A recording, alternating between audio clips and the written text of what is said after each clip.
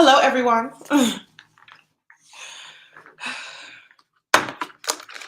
How are you guys doing?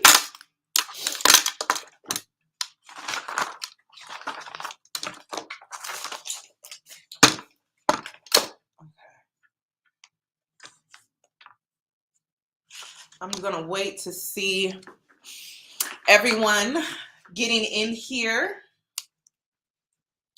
Let me just double check something really quick because I just need to make sure.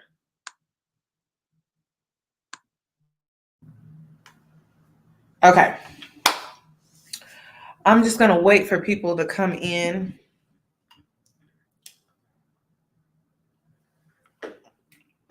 Yes, thank you, Crystal. Please give the video a thumbs up.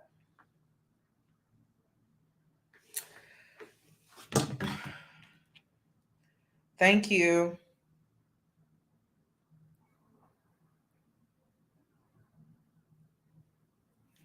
I am trying out some new lashes, y'all. It's too much. It's too much. It's too much. It's too much. And I think these were sent to me by a subscriber of mine. I can't do extremely dramatic lashes.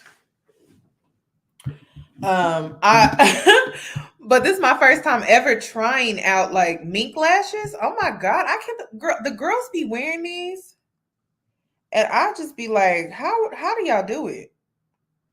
How, hun? Okay.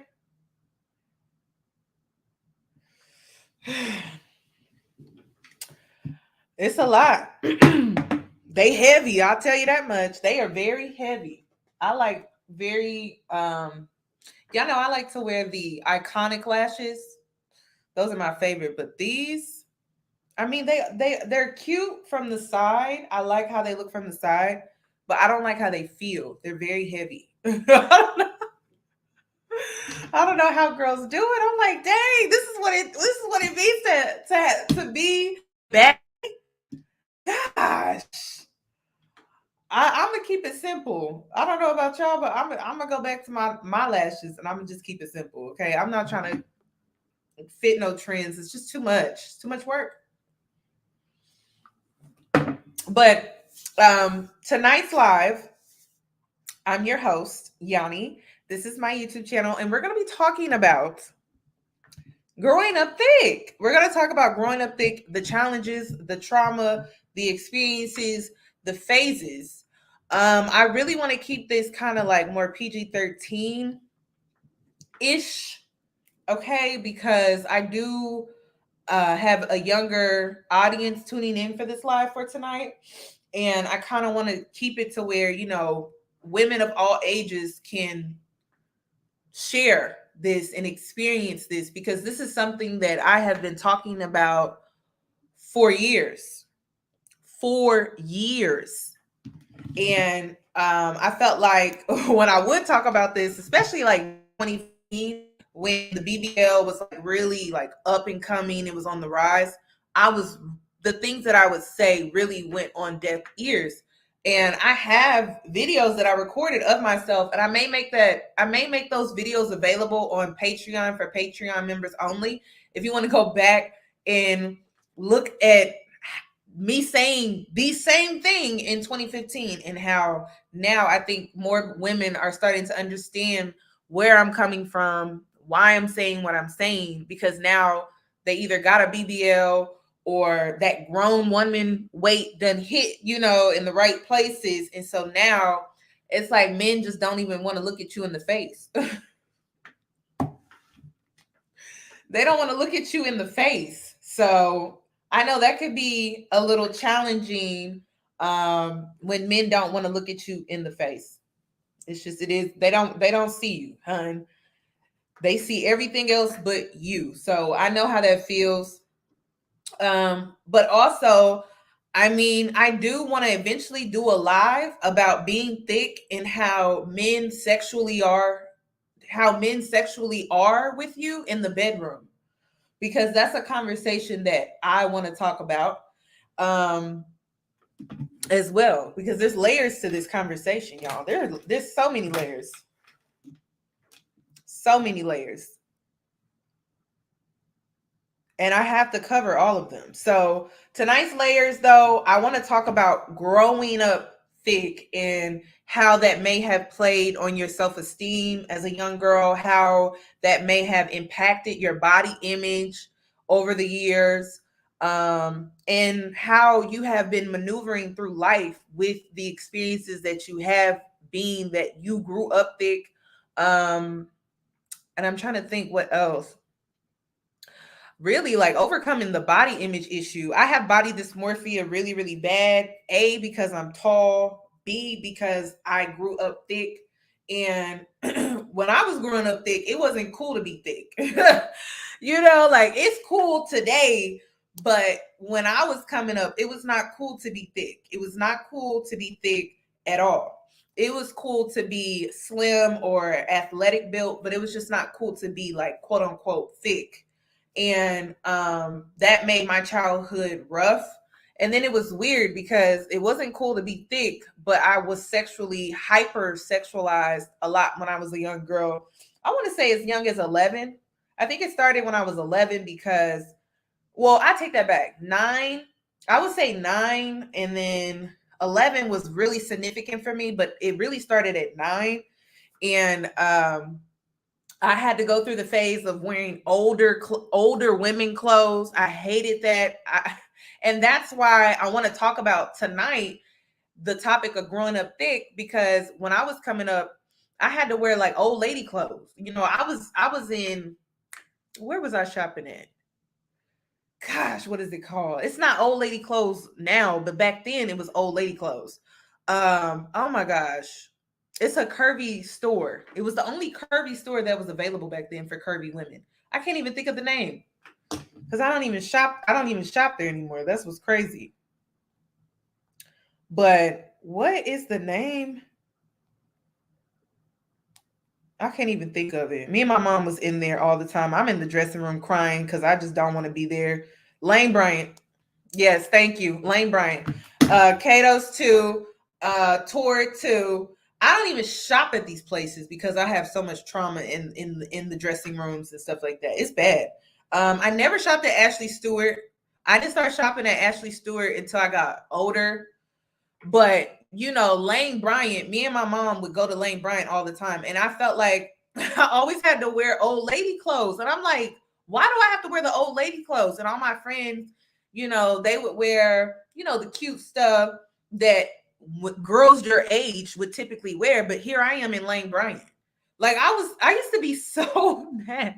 And so I started dressing like a boy, because when you dress like a boy, it was like, well, shoot, if you a tomboy, ain't nobody questioning nothing. When you dress up like a boy, as a girl, you dress as a, so. And then I grew up with all boys, so I'm like, ain't nobody questioning my attire now. So that's another reason why I was wearing boy clothes, baggy clothes. I would wear my brother's clothes because I'm like, well, at least I don't have to wear the old lady clothes. So I was in basketball shorts a lot. I was in sweats a lot. I was in hoodies a lot, jeans a lot. If I had a pair of jeans that I could find, because I was also tall and I have wide feet. So, girl, I'm a mess. I am not average. I do not fit in. I'm tall, I'm thick, and I'm curvy, and I have wide feet, and my feet are flat. So I don't know who needs to hear that. And I like to shop too. I like to shop. So I'm gonna go ahead and get started, you guys. I just wanted to see how many people would get in here. I get a lot of my shoes from ASOS because they carry wide. Like, I'm honestly obsessed with ASOS. Honestly, anywhere where it's giving. I designer shoes. I wish. I can't even do it. Designer shoes hurt anyway. That nobody ever talks about designer shoes hurting your feet. A girl in high school looked at me with disgust and asked why my thighs were so much bigger than my calves. Like, people thought thick thighs were gross. Yeah, I have thick. Y'all, my whole leg is thick. Okay, like the calves. I can't do regular boots. I can't do the cute boots. I can't do a lot of stuff. So I'm just not an average size woman. I'm not average at all.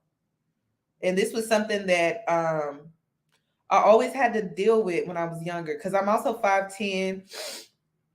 So it was a lot. It was a lot growing up. Okay, so if you want to join, I can only have 12 people up here at a time. And I will let you guys know when you can come up or when you can enter. So this, I'll try to get the first batch and then I'll go and get the next batch. If you are coming up here, please try to keep it short. Try. I mean, be mindful, you guys. Just be mindful so we can get to more people. Um, I'm gonna go ahead and start my intro, and then we're gonna get into tonight's live. Hey boos, in this video, I give commentary based on my opinion. Nothing is to be taken as factual. We are just here to have conversation. We don't expose and we don't sip tea on this channel. I'm giving you real talk straight, no chaser. Let's see if you can handle it.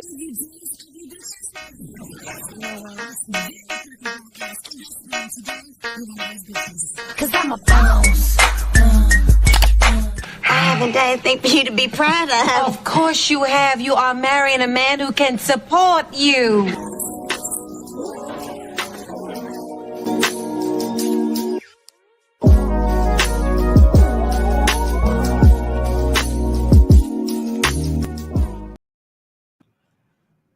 Okay.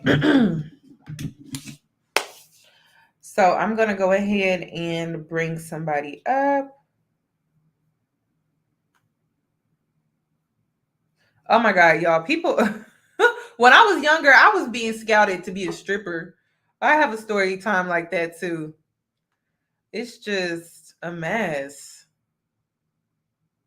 When I was on spring break, I went to Atlanta and this man was trying to scout me to be a stripper. I'm like, I have a basketball scholarship. Sorry. Sorry, I don't need your stripper. I don't need to be a stripper, but I appreciate the offer though. I think that's why my father had me in sports because he knew. He was like, "Nah, we not." Yes, like listen, there are women out here, women out here pimping out young girls. Everybody be worried about these men. There are women out here that be trying to pimp out young girls. So she was like a madam or something, whatever you call those type of women. So yeah. So yeah, she was trying to pimp me out to be a stripper and give her some type of percentage or incentive or whatever like that. That was a crazy experience. I try to think, how old was I? I think I just turned 18. So y'all be careful. Okay, is it Delilah? Delilah? How do you pronounce your name? Oh, wait a minute. Hi, it's Dalila. Delilah. That is so pretty. I love that. Thank you. How are you doing today? I'm doing really good. I'm in Arizona and it's really great weather right now. Okay. It looks amazing. So I have to ask, what would you like to add to this conversation? Well, so I come from a Latin background. I'm Mexican, but I grew up being the thicker girl all the time. You know, my hips were primarily the focus. Like you saw my hips before you saw my face. Yeah. And it just made me super self-conscious and very aware of unwanted male attention all the time.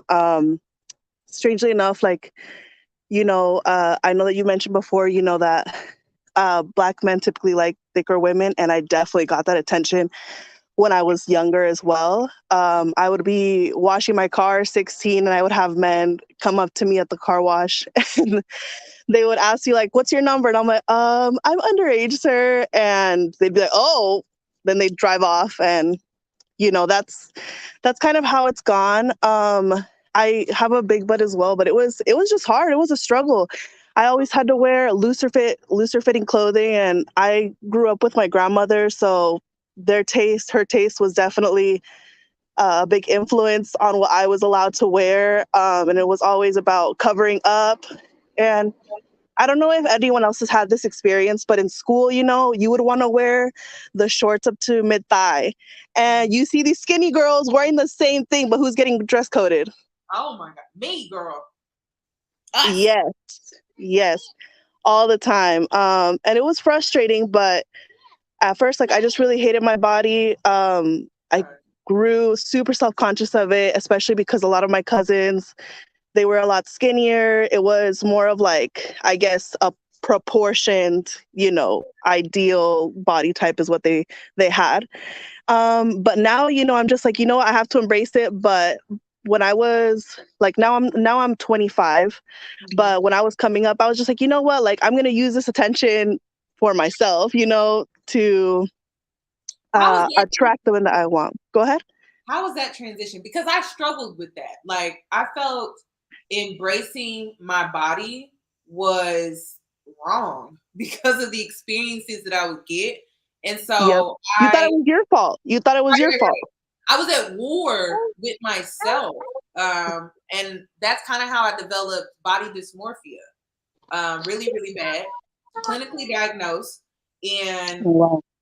I don't know. I was at war with myself. I didn't want to accept my body. I didn't want to because of the trauma that came with it, the horrible experiences, the attention, the stares, the inappropriate comments. Oh my gosh. The inappropriate touching.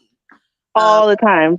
The aggressiveness. I didn't want to accept it. Like, I'm like, I don't, and And it felt like you had to sometimes. You're just like, I guess this is normal. I guess this is just how things should be. The transition was hard. When I got out of high school, I had lost a lot of weight. Now, I have a daughter, so I'm just gonna blame the IUD at this one. But I had lost a lot of weight. I was still very curvy. My hips, they didn't go away, but it was difficult to make the transition. And I guess I just had to come to terms. Like, this is what I have. I've already lost a ton of weight. It's not going away. This is just what I have. And I'm more pear shaped. I don't have a lot at the top. It's all, I'm bottom heavy. And now that I'm getting a little bit older, like, I don't want this attention. I don't want that attention. That was my pick me phase. You know what I mean? That was that was my explorative phase. But now I'm like, I tend to cover up a lot more. I don't feel comfortable with feeling like my thighs rubbing or wearing the really short shorts that I used to wear. And I don't know if that comes with age or just I don't know. I don't know what it is right now, but I feel more comfortable and being a little bit more modest. But it's definitely, your body shape just takes so much mental capacity, I guess, to go through, because, you look at the models, or you look at even like the IG models or the BBL models, and you think like that does not fit me the same at all. And isn't that crazy? Oh my God. I'm like, even a BBL girl can wear things that I cannot wear. And it's actually insane. I don't know if it's because you got the whole package, you got the thighs, you got the you got the fupa. Like you got it all. And she just has just that. And so clothes really don't fit the same. That's why I'm like, well, I'm thinking, okay, all these BBLs that are happening now, I should be able to find clothes that fit my body. No. You would think with the inclusivity, but I've tried to order from, even the plus size models, right? But because they're also catered to a specific shape, it's not the same. My hips are way wider than theirs. My butt sticks out a lot more, or sometimes it's not as much as theirs, right? So it just doesn't fit the same. But yeah, I mean, I just wanted to kind of come on here and say, like, the struggle is real and we're not alone. But it just sucks that it's a trend, and now, right, like the trend, I guess what people are saying is phasing out. But how does that make you feel?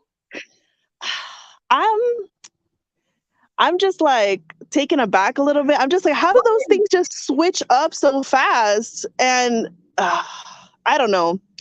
I don't know. I think it's insane because you can't change your body. I can't change the way I'm shaped. I can't change the way I'm shaped. Yeah, sure, I can go get lipo, but like my daughter, she's gonna be thick like Yeah. me too. And you How is can't that? change that. How is that? Like, because right now I'm unpacking the fact that I don't want to project onto my kid because I'm like the type I'm thinking already like, oh my God, I don't want nobody looking at my daughter like I don't want, and I'm like, how do I even like Yes. prepare her for this? Oh Because my God. it's a lot. What advice would you give to moms that are seeing how their daughter is developing and you're like, oh, she has it? Like, what do you tell them? Well, so far, she's small. She's still, 4 years old, but I know. I see it. I see it. Her dad's got a booty. I got a butt. Um, but the only thing I can tell myself is like I have to let her know that it's not her. Mm, I have to let her know that this is not something that she should be ashamed of. And unfortunately, society just works in a way right now that women are the ones who are sexualized. mm. So It's okay. sorry about We that. get So my plan right now, what I'm thinking is, you know, just teaching her, dress appropriately to your age because I don't want her to grow up too fast. I want her to be as innocent as she can, which is hard to do nowadays. Yeah, Social media is everywhere. Kids have telephones at the age of 4, which is insane to me. But I just need to keep her grounded. And I'm just thinking, like, I have to remind her, this is just you. This is naturally you.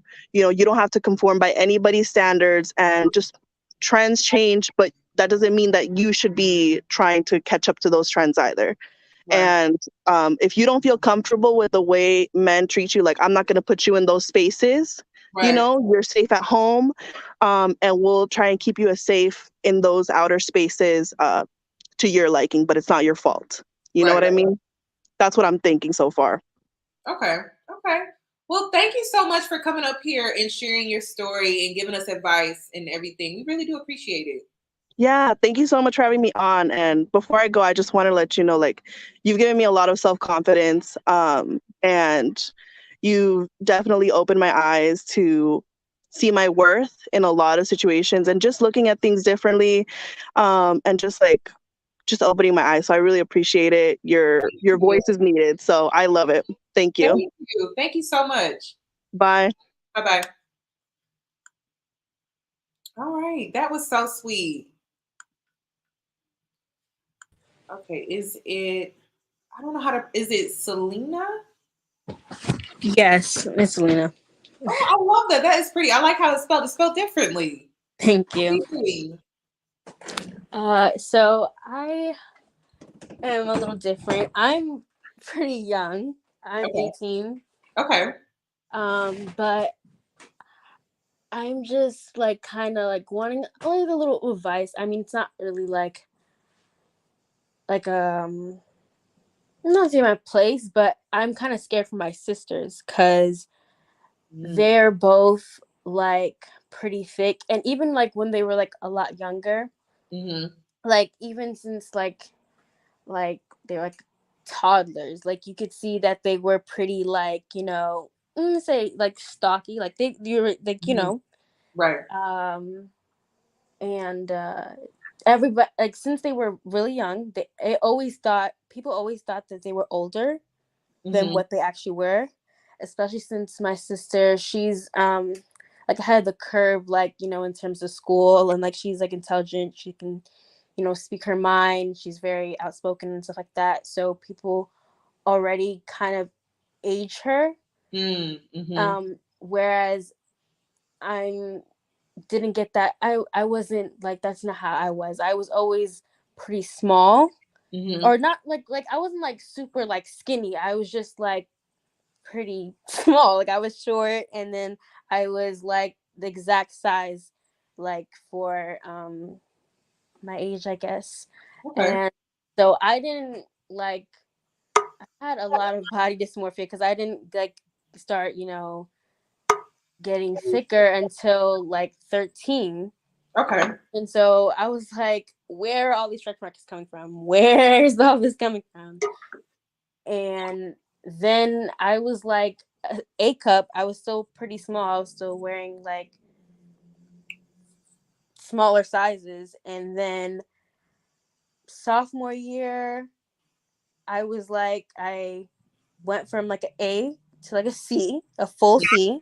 And Okay. then like my junior, senior year, now I'm wearing double D's, triple D's. And it's like, okay, where is all this coming from? And it's like, I'm a lot more thicker. I'm a lot more bigger now. And I'm Mm-hmm. wearing like the same clothes like as my mom. Mm-hmm. But like it still doesn't fit the same way because I'm a lot more petite. I'm much shorter. Mm-hmm. And so I'm just now getting into like the thing of like, oh, like men twice my age are like catcalling me I and mean, all. you did jump a lot, girl. I mean, dang, girl. Yeah, exactly. So it's like it was a big transition. That's for sure. Yeah. And then Jeez. now my sisters are older. Mm-hmm. My youngest sister is 9, and Okay. then my other sister is 12, Okay. and they're both shapes the same way, and Mm-hmm. like they have the same shoe size as us now. Actually, their shoe size is bigger than me. They wear like my mom's shoes. Just like you said with the wide feet, my sister has flat feet and wide feet, so it's like that whole thing of like she literally jumped, her shoe size jumped so drastically. And even like their clothing, like you, like the summer will be over and they'll be like 2 sizes bigger, so it's like it's a lot. And Yeah. I just kind of fear, I not say fear, but like I fear for my sisters because I just don't know. There have been incidents in school when they were a little younger that I Mm. was just like, maybe y'all need a homeschool because I don't really want y'all out. Like, I don't even know how to It's kind of that like, bad already. yeah, exactly. So it's like, I don't really know. I just want kind of some advice almost like to like how Well, to prepare them. first and foremost, making them feel comfortable about speaking to you about this in the first place. Because when I was coming up and I was dealing with this, I didn't feel like I had anyone I could actually go to and talk to about it because I felt ashamed. I felt like it was my fault and I felt like I was the problem. So I did something about it by dressing in boys' clothing. But I wish I had a safe space where I could go and actually talk to someone about, the attention, the aggressiveness, the sexualization. I didn't have that. So I think the best thing that you could do is make sure that you create that safe space for your sister. And anytime, it was talked about or it was brought up, it was older adults telling me that, well, you don't need to wear this or you don't need to wear that or, cover up more, cover. And it was just like, I'm hiding myself at this point. So and it made me feel more ashamed of who I was naturally because I couldn't help who I was and how God created me.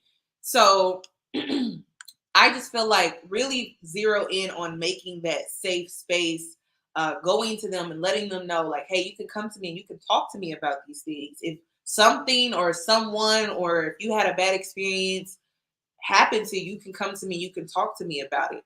I think just fostering safe spaces for women that are growing up thick in a hypersexual culture is so necessary because a lot of us were just shamed when we were younger and we were made to feel bad about how we were developing, and it sounds absolutely ridiculous. But I just remember even at home, because I grew up in an all boys home, I was always covering up. Always. I never felt like I had a space unless it was in my room behind closed doors where I could actually be free. I actually haven't really had a space like this until now in my adulthood, which is crazy. So I don't feel like, oh my God, I need to go rush and put something on. I need to cover up every 5 seconds. So just make sure that you are creating that space for your sisters and making sure they can come to you and talk to you about it, because that's something that a lot of us just did not have. Yeah, because I have that with my mom. Like me and my mom talk a lot, Okay. and they don't like. They talk occasionally with my mom, but my sister, she's very stubborn and she's Yeah. very closed out to herself. She's 12. She's already has a certain personality type. Mm-hmm. I mean, I don't think this is like it doesn't. I don't think it matters. But my mom's a Virgo. My sister, she's 12. She's an Aquarius, and then my youngest sister's a Pisces, and then I'm a Scorpio. And so my mom, she already knows like in terms of like who she gets along with and like where it's really combative. And Mm-hmm. she already know that my sister is like almost the exact same as my mom's sister, my aunt.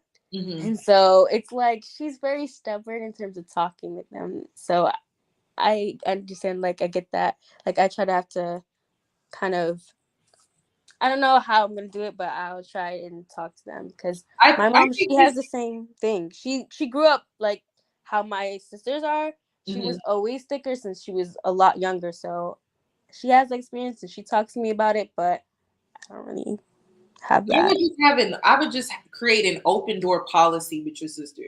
I wouldn't try to force the subject. I wouldn't try to force the conversation, but just let her know, like, hey, I know this is something that I personally had to deal with, and if this occurs or arises within your journey or your experience at school or whatever the case may be, just know you can come and you can talk to me about it and leave it at that.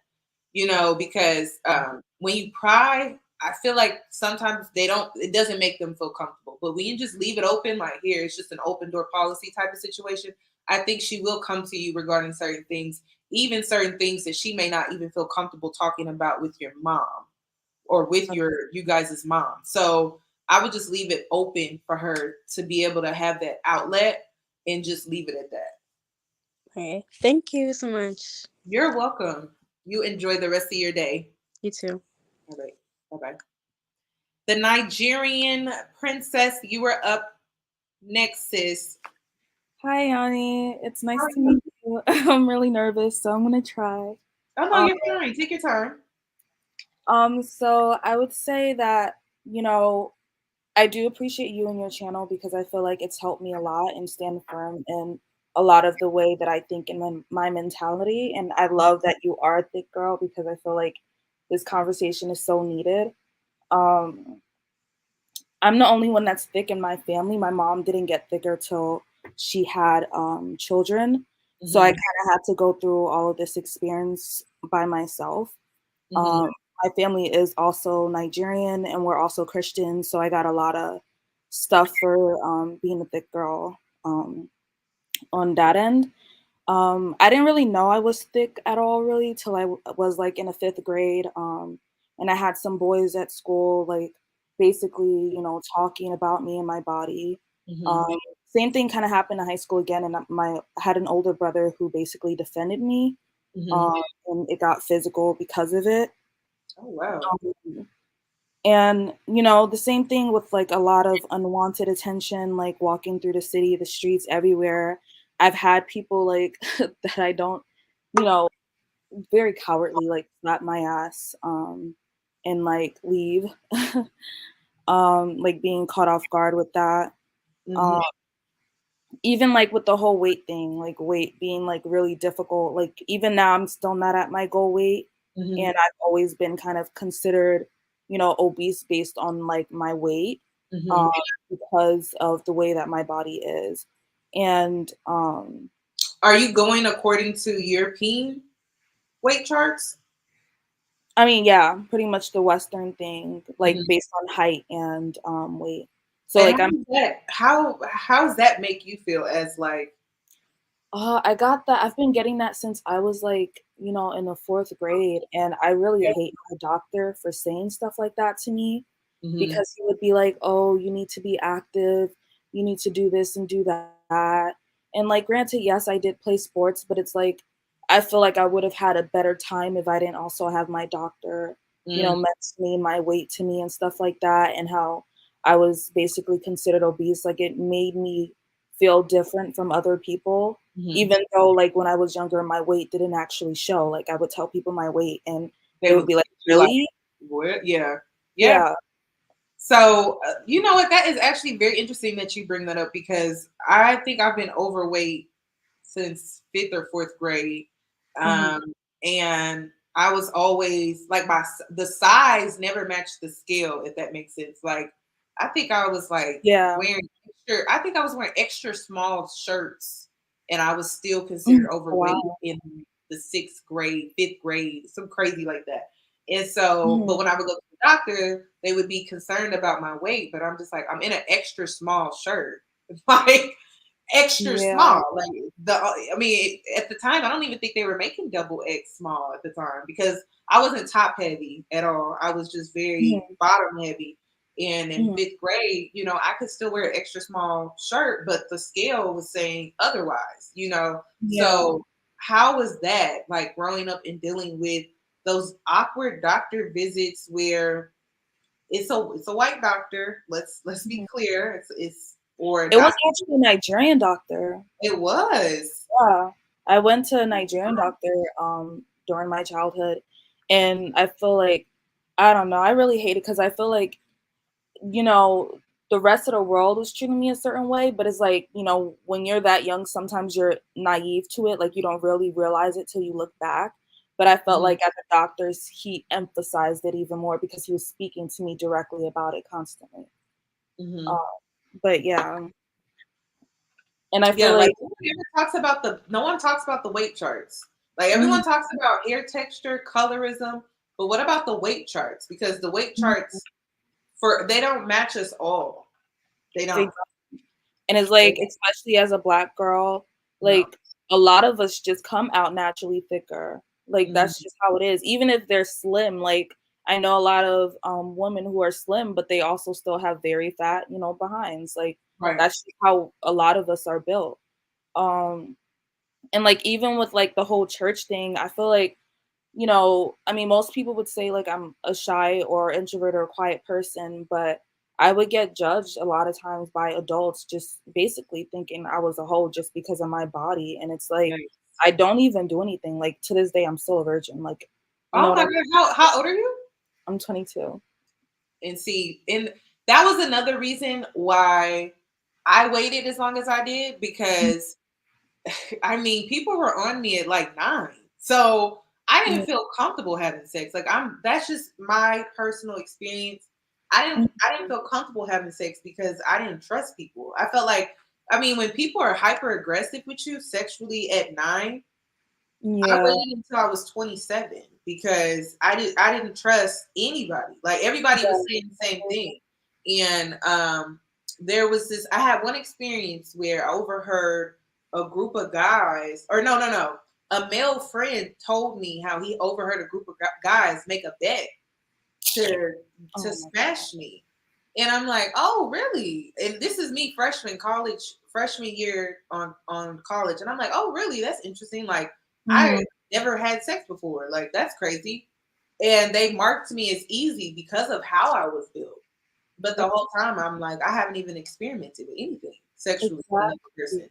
Like, So, even Yeah, like, even while I was in college, people would ask me, like, even to this day, like, I just met one of my guy friends, and they're just like, they're fucking brazy, like, asking me to sleep with them or come to their rooms or come over and stuff. And it's like, do you think I'm dumb? Do you think I'm stupid? Like, what the fuck is this? Like, it pisses me off because it's like, and that's why I can't trust guys because I feel like, yes, I'm a beautiful person. I know that, but like, you know, I'm pretty sure the first reason why you came up to me is probably also because of my ass, and it's like, I can't take you seriously because of right, that.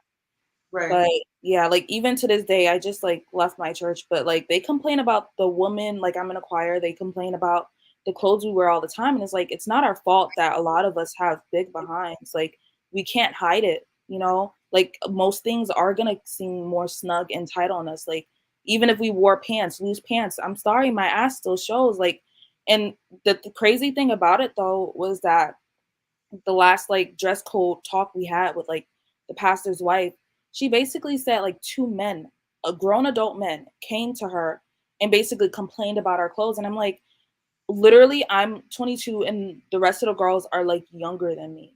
And it's like, who told Why you? are you looking at us like that? You said what? I said, why do they look at you like that? That's what I'm That's not saying. a question. Like, is it for you to come to tell us to fix what we're wearing, or you to tell the men to fix their eyes somewhere else? Like, these are people who are old enough to be our fathers, you know? But yeah, that's my experience. Like, it's hard to this day. Like, I still struggle with my weight because of it. Like, it's hard for me to lose weight because of the way that my body is. But yeah, that's my experience. Well, thank you so much for coming up here and sharing your experience with us. It's hard. It's hard for me too, sis. I'm in the gym every week. I'm in there every week. It's hard. And you know, I go to try to keep the dusties away, if I'm being completely honest at this point. Oh my gosh, yes. I feel like what would also help is having, I guess, more genuine celebrities who have that kind of body type talk about it. Because I know, like, Chloe Bailey is the only one that comes to mind who has a similar thick girl body type. But I don't know, she snatched, so she need to teach me because it's hard out here. But yeah, it is very hard. Well, thank you so much. Yeah, have a great day. You too. All right. Amanda Nicole, you were up next. Hey. After you changed your photo, you trying to come up here and show out? Oh, I changed my photo because I'm like, hey, I'm not really showing my body, so we're talking about shapes and thick girl. So I was like, let me change my profile picture. So what would you like to add to this conversation, sis? I would like to add, I feel like, definitely it's been targeting right now with the unwanted like men, but maybe it's just me. I'm gonna be open. But I think even with friends, with female friends, it's kind of like being the. Oh, you did want to come up here and just really like light this whole conversation. Like, I already know what you're gonna say. I do. With friends, for example, if you go with a group of your friends to the club and you might be the thickest one, you have to act. Okay, you're like on stage, like you have to act. You have to make sure you get the drinks. You have to make sure you got to get in the booth. You got to make sure you're the one that have to entertain the men for on behalf of your friends. And I feel like that doesn't get talked about because no. Let's talk about it. Let's talk about it. Okay, let's talk about how they use you to be the bait, right? And they love the perks of all the attention that you get, like the free drinks, the men just wanting to be around you and swarm around you like flies, right? But then get mad at you at the same time because you're getting all of this attention and you get free drinks and men want to do this and this guy asking you for a number. And it's like men are literally like trying to all talk to you at the same time. Like, oh my gosh. And so now it's a competition. And it's just like, I didn't even ask for all this. I could have been at home. I could have stayed at home for all of this. Yes, because to be honest, they think that attention is good. And not with any attention is not good. Thank you. Attention, because you could be out at a lounge, a hookah bar, or anything, and a guy just comes up and they in their mind, in their dusty mind, they think a compliment is saying you thick. Like, what does that mean? Like, if that's supposed to be a compliment, you thick. Oh, let me buy you a drink. Get you and your homegirls. Sir, I don't want to entertain you. And your friends are like, girl, you better go. Girl, get us a drink. Oh my God. So it's like you feel that pressure that you got to entertain. And I'm not going to lie. This has happened like recently where I was somewhere. It was me and my friend, and it was these guys coming up. They were staring. You know how they stare, and you just feel uncomfortable. Like, oh, they looking at your butt. They're looking at your thighs. They're like just staring you up and down like you just like a T-bone steak. And I was with one of my friends, and she's a lot smaller than me, like small, petite, 5'2". You know, I'm 5'7", and I have my heels on, so I'm like 5'10". And I just did not like that attention. I know one of our other friends were going to meet up with us, and I was waiting for her to get there because her butt was bigger than mine. She's thicker than me. So to get that attention off of me, I'm not going to lie, I couldn't wait till she got there. She got there, the attention just shifts straight to her. The attention, all of that went straight to her. So when we're walking around, the guys are like, I was like, yeah, her. Oh yeah, she's this. And then I just don't want that attention on me. And to think, because all of my life I had to go through this unwanted like attention. Like, this isn't fun. A lot of people like being a thick girl, like, oh, I wish I was thick. And like, you have ads like on Instagram that are promoting like get thick gummy bears and get like to women because they're really trying to get thick. And I understand that, but you don't like the grass isn't green on the other side. You might think like, oh, I want like a big butt. I want these hips. I want, these curves that men go crazy. But what kind of men? What are you getting though from? It's the type, sis. It's the type of man. And they don't understand pretty much what that is, because I have a best friend and she's really, really small. I think she's like a size 2, extra small. And she's like, well, you have all this stuff going on. Like, you got hips, you got butt. Like, I wish I had what you got. And I'm thinking, I wish I was smaller. So I would not get that attention from guys, because the Dusties are the ones that are pretty much coming up, or the older men. It's never who you want it to really be. Yeah, it's never who you want it to be. It's not, when a guy like that, when a Dusty comes to me, I'm like, dang, I need to lose weight. As soon as they come up to me, I'm going to the gym tomorrow. We're gonna have to be on this cardio machine a little longer, because it's a mess. Like, oh my God. The security guard at the beauty supply store was trying to talk to me, and I was like, yeah, we're gonna do an extra 30 minutes tomorrow on them stairs, because I don't have time for that. I don't have time for the Dusty men, and they're not offering anything. They just want to come up and tell you how you so thick, and oh, what I would do to you, and oh, what, like, what? Like, but I feel like when they look at your body, it's like they feel like that's an open invitation to like sexualize you. And then that's when they start talking about these things. And I really do. I would love to hear from the petite women, the real small women. Like, it's no way that you're getting the same exact like type of men and the type of comments you get. Yeah. Like, oh, I like this about you. I like that. Like, oh, you so thick. That's why I like you. Like, that's not a characteristic of I think slimmer women, I think they get approached and men are able to see all of their beauty. You know what I mean? And like actually talk to them face to face and try to get to know them and their personality. Gosh, that's why like I've even had y'all, I don't know about y'all, I've even had men say, oh my God, I can't believe you're so funny. Oh, I get that too. I'm like, sir, I've been funny since day one. Or people be like, you're so weird. I'm like, I've been weird. Like, hello, when I introduced myself, it was not even like regular or average. It was probably was like semi-socially awkward, but I made it funny though. You know what I mean? And I'm like, so where have you been this whole time? I've been dating you for like 2 months.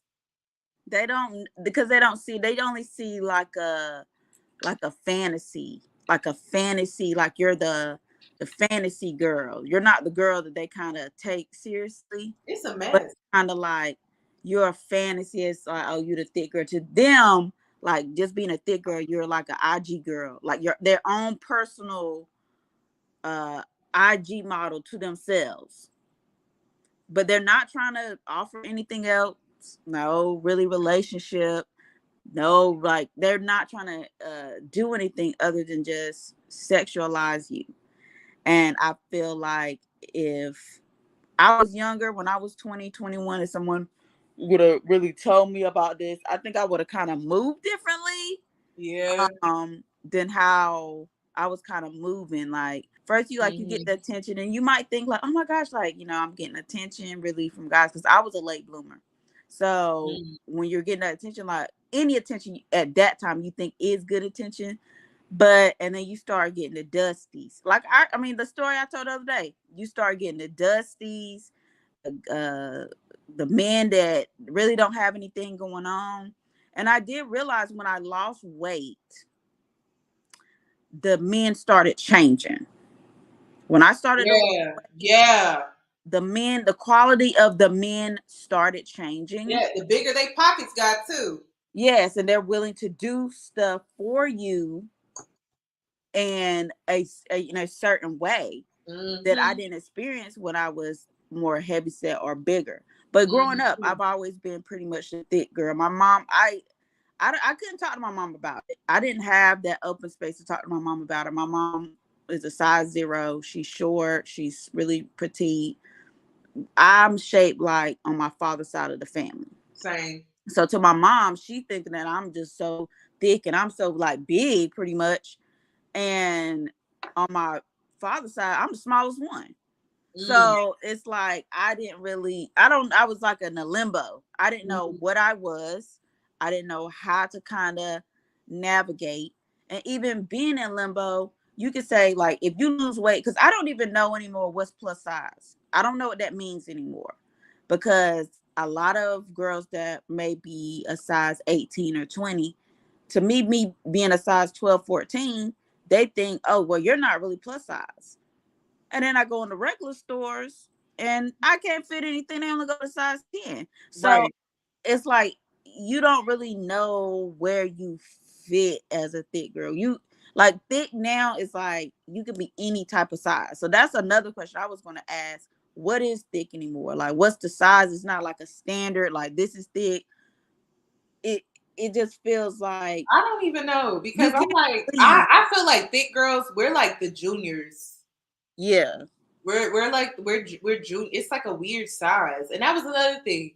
When I was younger, I struggled so much with my size. I didn't know what size I was. I'm just now at 30. I'm like, okay, I know what size I am. I'm like an 8-10 dress. I am a size 10 pants, 14 jean, and I want to say a medium to large shirt, and then I'm a large bottom, or if I'm wearing a dress, I'm like a medium large.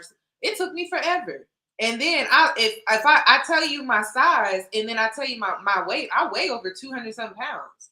So people are like, oh my God, you weigh that much? I'm like, yeah, and I'm a medium large. Yeah, same with me. And I think it's because I'm solid built. Right.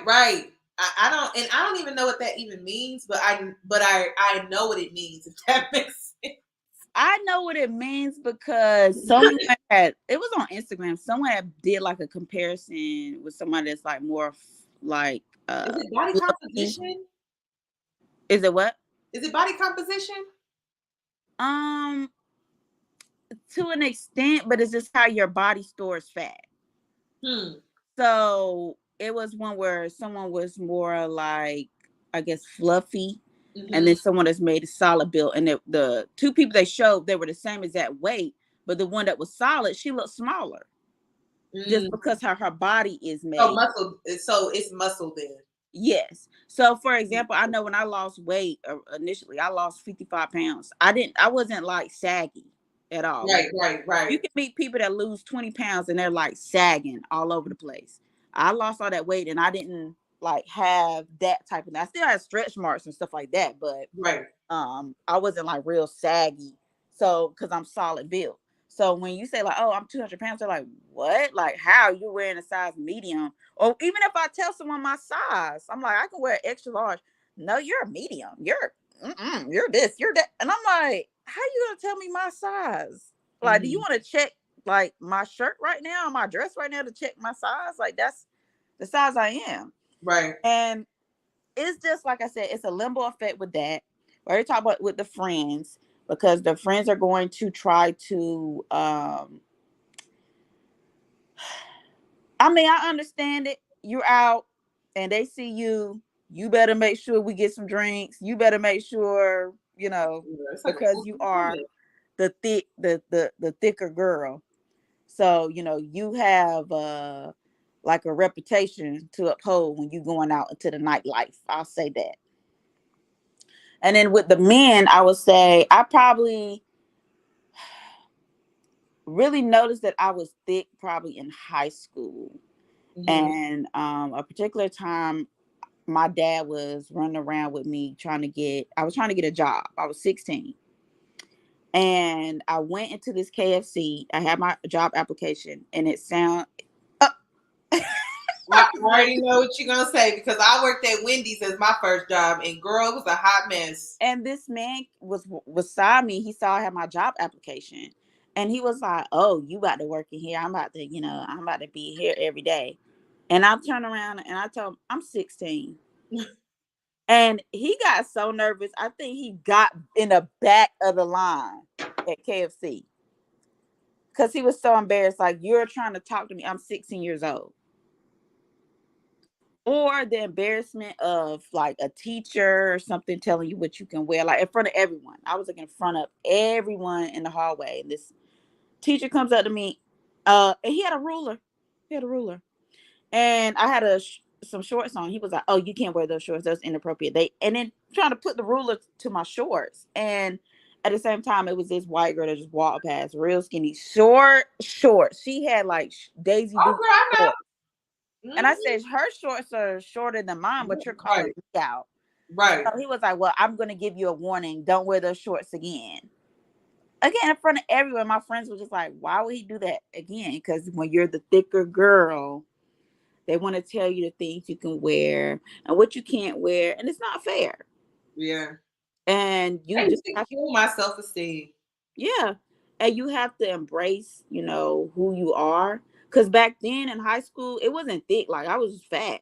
Like, it wasn't thick. You weren't like a thick. It wasn't like something to be glorified. No, it wasn't. You're fat. Yeah, There was no either you were slim or you were fat. There was no between. Now you it's talk about the lowrider jeans though. Back then, the lowrider jeans, they were in style because Britney Spears had the lowrider jeans or the lowrider pants, and we couldn't wear that because our butt would be hanging out. Yeah, I couldn't wear that. I remember that store 579. Oh my gosh. And I was like the 9 for so long, and then I was like, "Oh yeah, I'm at 11. I can't shop in this store." I had to tell my mom. I said, "I can't." She's like, "You don't want to go to 579?" I said, "Mom, I can't wear anything in that store." Right. So I just remember that embarrassment too, because my friends would be like, "Oh yeah, I shopped it. I got these jeans from 579, and I'm not. I can't wear it. I can't wear any of those. I kind of felt like I was at that time not really embracing my thickness, and then I did go to more so the boys' clothes. Girl, I used to have a polo for everything.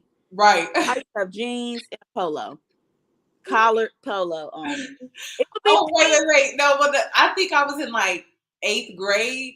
I came across some South Polo jeans and some apple bottom jeans. When they came out with the apple bottom jeans, I'm like, oh my God, finally some jeans that fit. Exactly. When those came out, I'm like, I can wear those. I used to have apple bottom jeans and girl, a boys polo.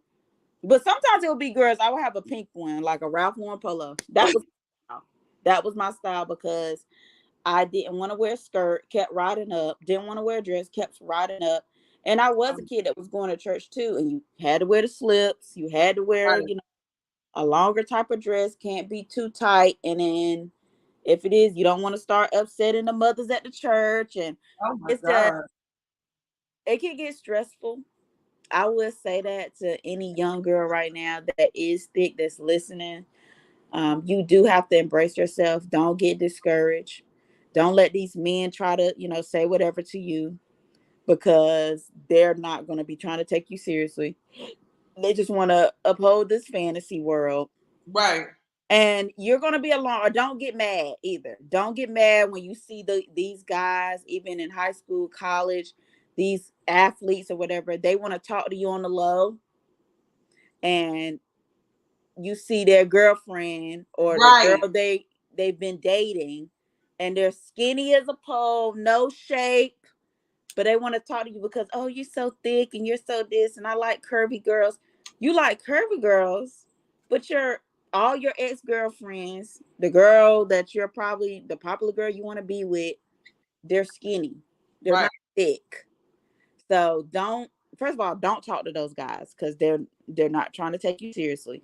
No, they just want And to experiment don't get with mad. you. They're gonna try to experiment with you because you're probably the thickest girl in the class or in the school, and so they want to experiment with you to see, how it would be. But I wouldn't give them the time nor the day. No, And then when you eat, and then after you graduate high school, I still wouldn't give them the time of the day. When you graduate college, never give a man that wants to make you a secret the time or the day. Like, don't do it. yes, don't do that. So, like I said, for the women that's listening, don't get mad at the girl either. Don't get mad at the smaller women. Right. Either. It's not their fault. It's not their fault. They don't know what you go through. They don't know like the ins and out. Like it can be like literally, it could be a hassle just getting up, putting some clothes on. Right. Like I gotta run and do something. Like it's plenty of time. Like I have to run and do something. Oh, I have to put my jeans on. Oh, I have to do this. It's just I have to fix my top. It's rolling. My skirt's rolling up. I gotta keep pulling it down. Right. It's like little things like that will get you, frustrated or like, oh, I hate my body, or like, why can't it just be easier for Right. you to do the normal things you think you should be able to do or wear? Right. So that's what I have. That's my 2 cents. Well, thank you, Amanda. I really do appreciate you for coming up here and sharing with us today. Well, thank you for having me. You're welcome. All right. Bye-bye. What was I about? I was gonna say something and it was important. It was important. Oh, I forgot. Okay. Is it Nadia? It's Nadia. Nadia? Yes. Well, hi Nadia. It's finally nice to meet you. I see you've been waiting patiently. What would you like to add to this conversation? Okay, can I speak candidly about my essay experience when I was 13? Yes. You're Okay. okay. Go ahead. Okay.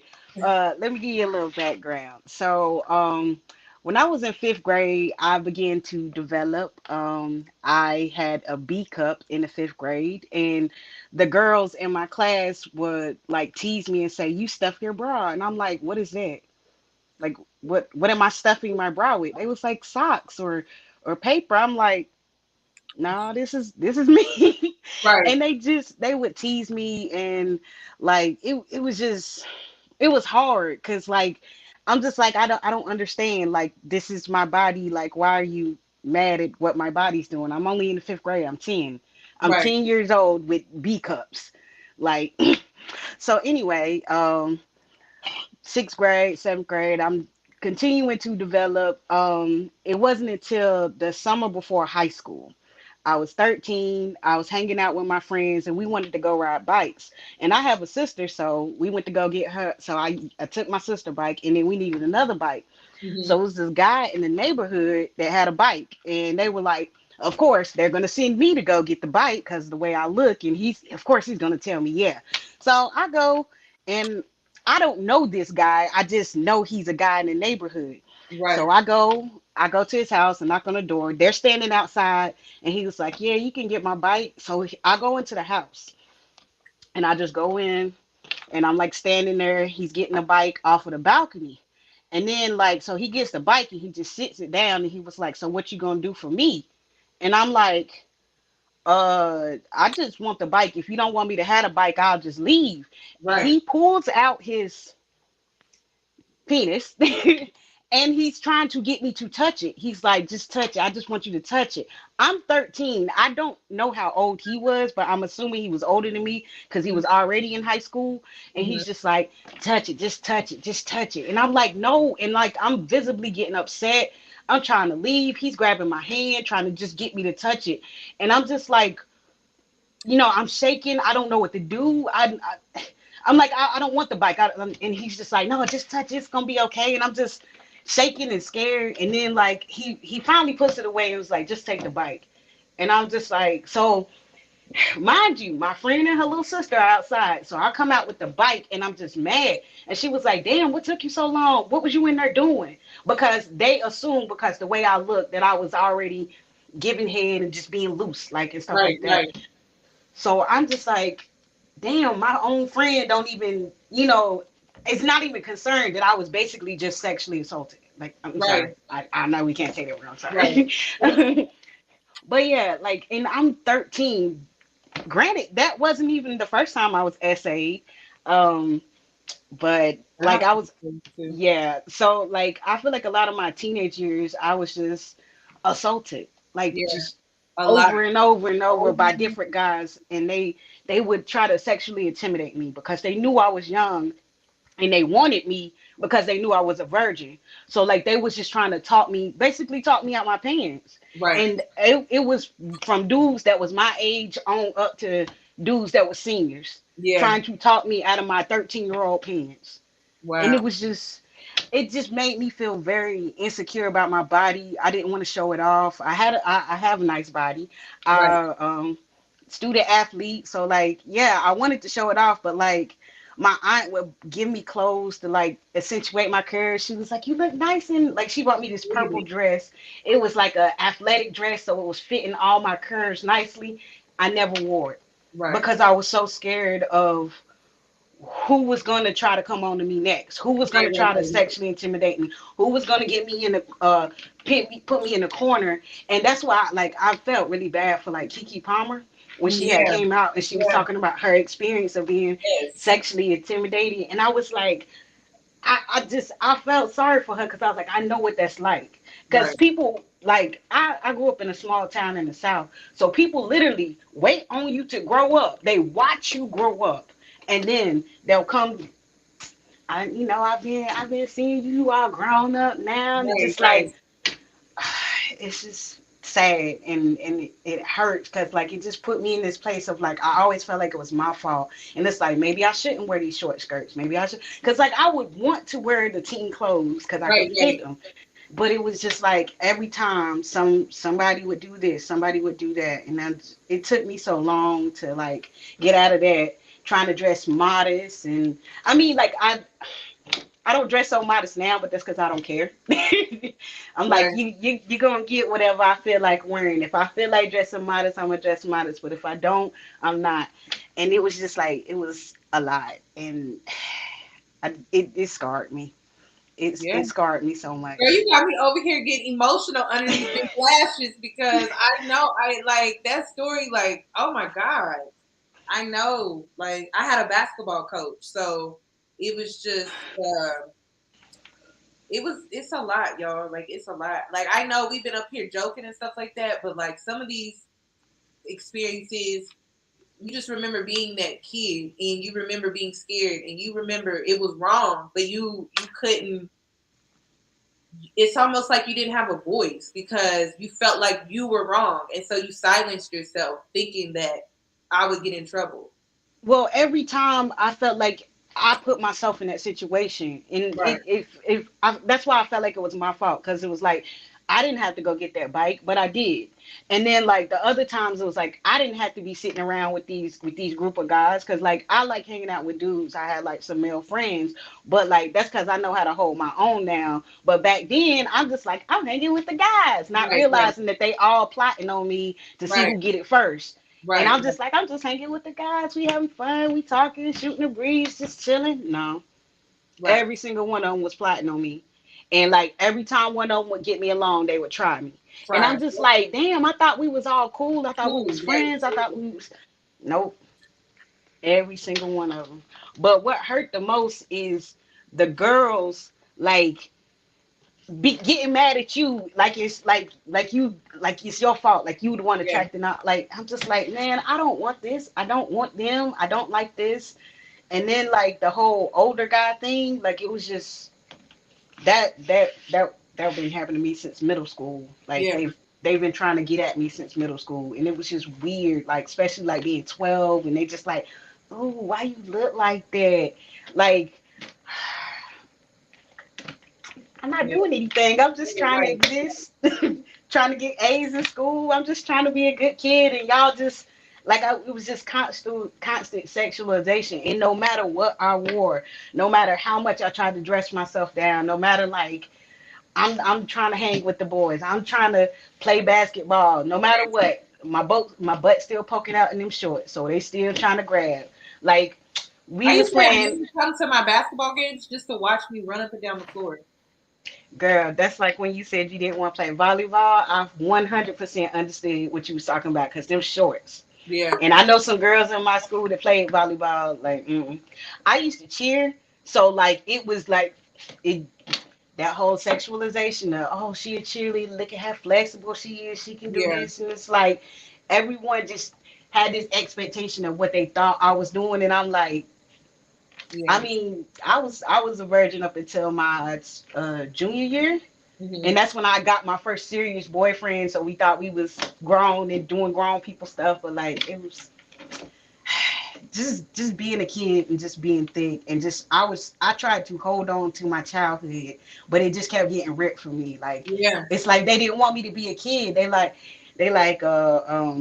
when I started wearing thong underwear, guys immediately started like my whole friend group of guys was like, when you start wearing thongs, I'm like, why y'all looking at my butt? right, right, We are friends. Why right, why but I guess I was like always an option to smash, and I'm just like, that's not what I'm here for. right.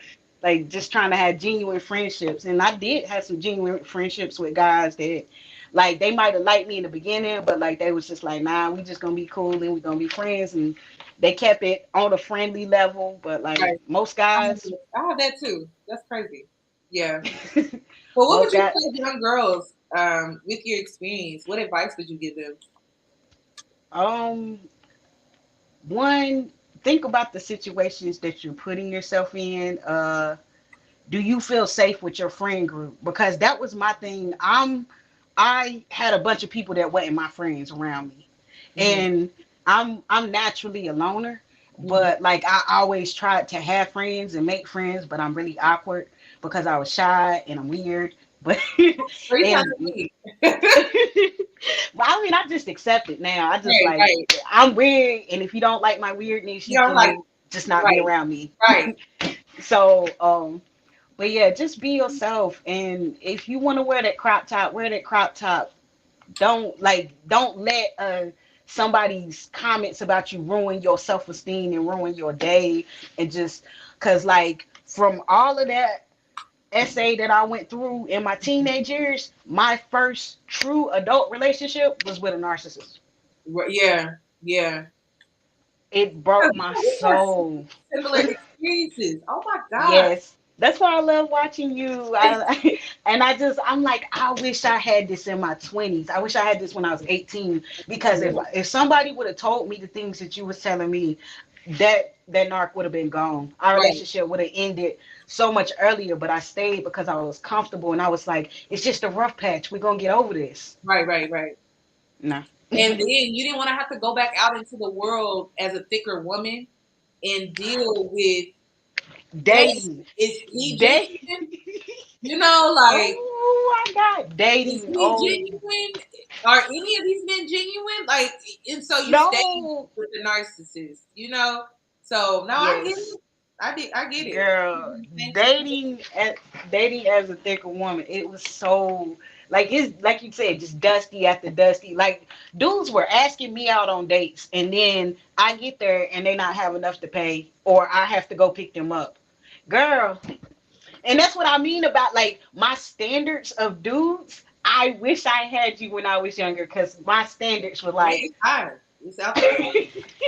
my standards were so low, especially after being with the narcissist. It was Yeah. like my self esteem. I shouldn't have been dating. I should have went to therapy, but I was trying to pray the way through the Lord and through church, and it helped. But like, if I would have had therapy, I probably would have been better off. But I was also groomed to be someone's wife. Like that's Yeah. the way I feel like I was raised. I was not raised to be to like live for myself. I was Right. raised to become a wife and have children.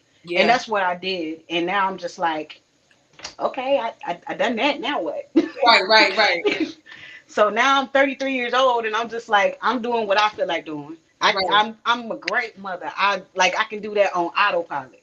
I can take care of my kids on autopilot. Parenting your kids, you can't parent your kids on autopilot. You can take care of them, because parenting is different from just taking care of them. Because people got that twisted.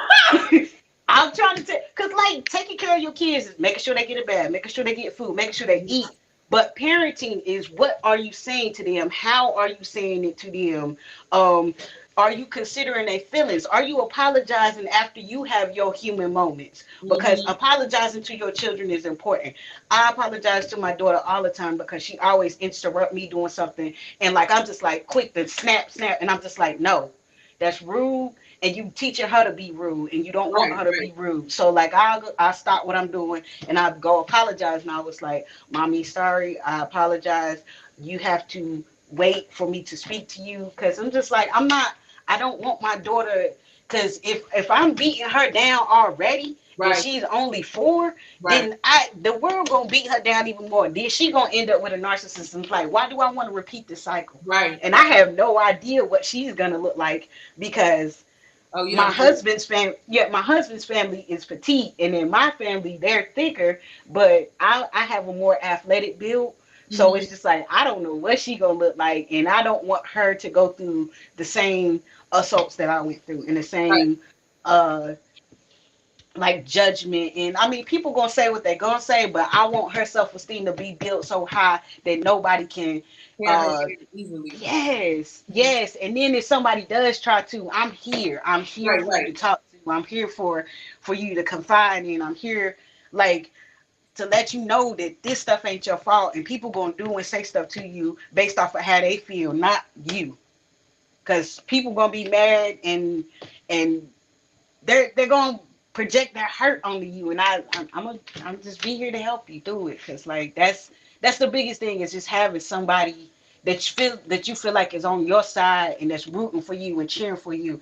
That's what I want these young girls to have. That's Yeah, my I advice to them. love It's just that. like, and then cheer for yourself. Like, Yeah, you gotta have some self-worth, and like, that's hard when everybody's beating you down, your parents, both parents, or yeah. like, girl, I can go Girl, you on because sound like a wonderful mother to me. Okay, you sound amazing. For hey, I real. gotta do it. I Yeah, gotta do it, because I like, if love I that. don't, the world ain't gonna love her like I will. Right. I So love that. Thank you so much for coming up here and sharing your story with us. you're welcome, and thank you for having this platform and speaking so candidly, because I really appreciate hearing your stories. I really appreciate you giving your advice and instilling self-worth. Girl, on my podcast, I started saying protect your womb. Like, I'm not playing with these girls, Right. because they don't I'm like, y'all don't understand how much you go through with birth. You can die. I've Yeah. seen, so like, I've had a friend almost die for a dude that left her as soon as she got pregnant. My sister almost died from her last child. She has 5 kids. I'm like, Wow. no, I protect your womb, lady. She ain't playing. Thank you. Thank you. Thank you so Yes. much. Thank you so much for coming up here. Thank you. You have a nice day. You too. All right. Oh, I love her. Okay. Yeah, hold on. Wait a minute. Because that one brought back some very, like, deep wounds that I just forgot about. You know, you try to forget about certain things because it's painful to remember them. But okay, we're going to move on. Hello, how are you? Hold on, wait a minute. Oh, is it working? Oh snap! You I are. had I felt that I was up next. I was like, let me get ready because I was gonna run to the bathroom. I was like, let me wait. So I I thought, know you got something to drop on here. I'm excited to hear what you have to say. yeah, because I had experience before. Like it's raining where I'm at, and it was. I had a Dusty approach me like, why they? Just because I'm pumping gas don't mean I want you to talk to me, sir. Like, what you Right. doing? But yeah, that last conversation, I've been taking my notes, and I was like, oh snap! I kept going back, so I'm gonna just go in order. Okay. I'm just going order from like childhood. So when we had brought up, like, I'm saying we, but like when Chad had brought up like having this panel someday, and it's just being held today about like growing up there.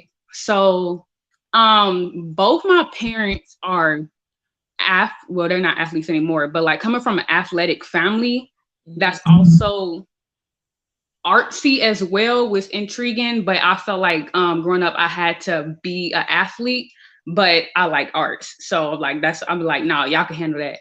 But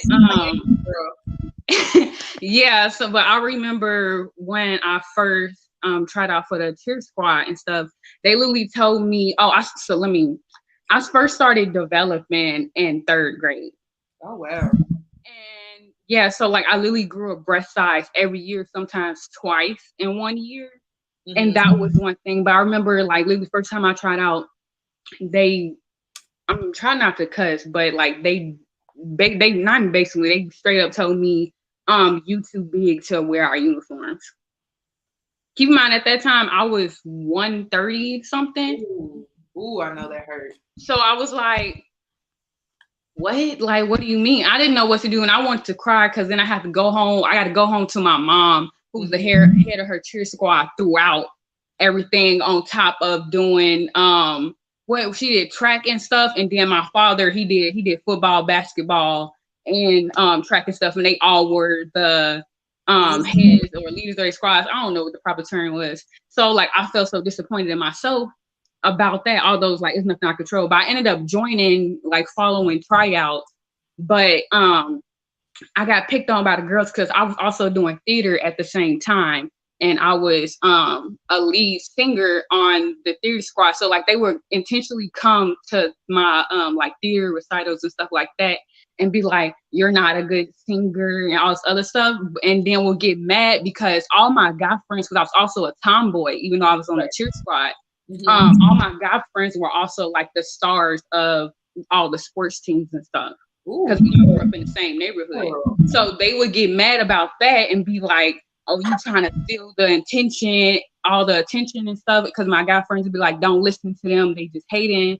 And I'm like, y'all all guys though, it's just different. It's like being a woman or a girl at that time, I want to be recognized. I want to be recognized by my peers. Right. So like I felt bad. Like I literally remember walking into like the bathroom and like them talking about me. And like they literally had told me that like I'm the only reason why I developed is because I wanted to be seen more and all this other stuff. So like I was conscious about my body that way. And I'm like, but I don't wear skirts. I like baggy clothes and stuff like that. But then I realized like I know one of the reasons why I liked it wearing baggy clothes was I feel like that's how I protect myself. Right. If they can't see my body, then they can't comment on it. But that didn't work either.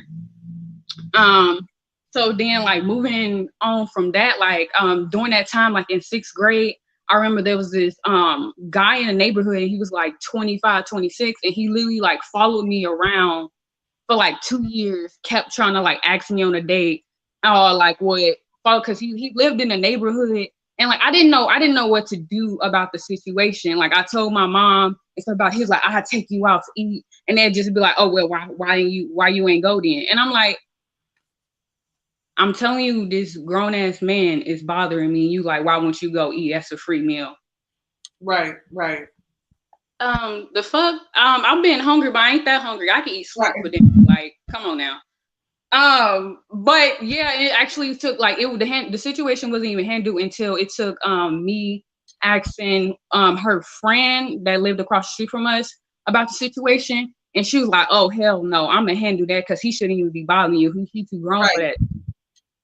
But Lily, I was harassed that whole time by him, and I remember like walking home from the corner store with my best friend at the time, and like people pulling up, like grown ass men pulling up in their trucks. And then keep in mind, I'm still in elementary school. This is just an elementary school. Like their situation, that's how happened throughout my life. But them pulling up and like, oh, how y'all doing? We like, I at that time I used to lie and say I was not even older. I say I was way younger than that because I'm like, well, maybe if I say I'm way younger, they just leave me alone. But they'd be like, age ain't nothing but a number. I'm like, well, prison just prison.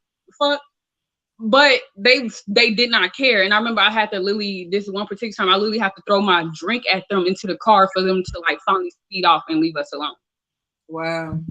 So it's just, I'm shaking now. But me learning, I'm gonna just move on to like still related, but me learning to accept myself. And for me, I didn't start feeling better about myself till junior year of high school. I literally sat down with myself and I was like, okay, I need to learn how to be okay living in my skin. I shouldn't have to feel like I need to have myself all the time, or not liking people touching me and stuff like that. Right. So I was like, okay, I'm gonna start actively learning how to accept myself. But I realized that school dress code also played a part into my body dysmorphia and my insecurities about my body, because I could be in like full uniform and stuff, and I'm still getting picked on. I'm still getting flagged. And then like the girl walking past me, her booty cheeks hanging out, but you ain't saying nothing to her and stuff. My knees covered. Like I remember I had this workout shirt on because I had my first class with the gym. And then my French teacher literally gonna flag me and say, yo, shoulders are a distraction to the men in this class. I was like, I'm sorry, my shoulder is so attractive. I'm confused. I don't understand. And Lily sat down in front of the dean. He was like, I don't understand why she sent you here. And she got mad because I told her, I was like, you wasting my education time. But she sent me to the dean's office every single day. So yeah, so like that, and I'm noticing as I was like writing notes, I realized like a bunch of the times that I got in trouble for like what I was wearing, it was women. Yeah. And like there was something wrong with what I was wearing, but when there wasn't at all. So like moving on from that, like high school, and then like me being on student government team, and I'm like, we getting these people up out of here because they tripping, they only flagging people of color. Like, come on now, we can't help, our bodies are naturally shaped these ways.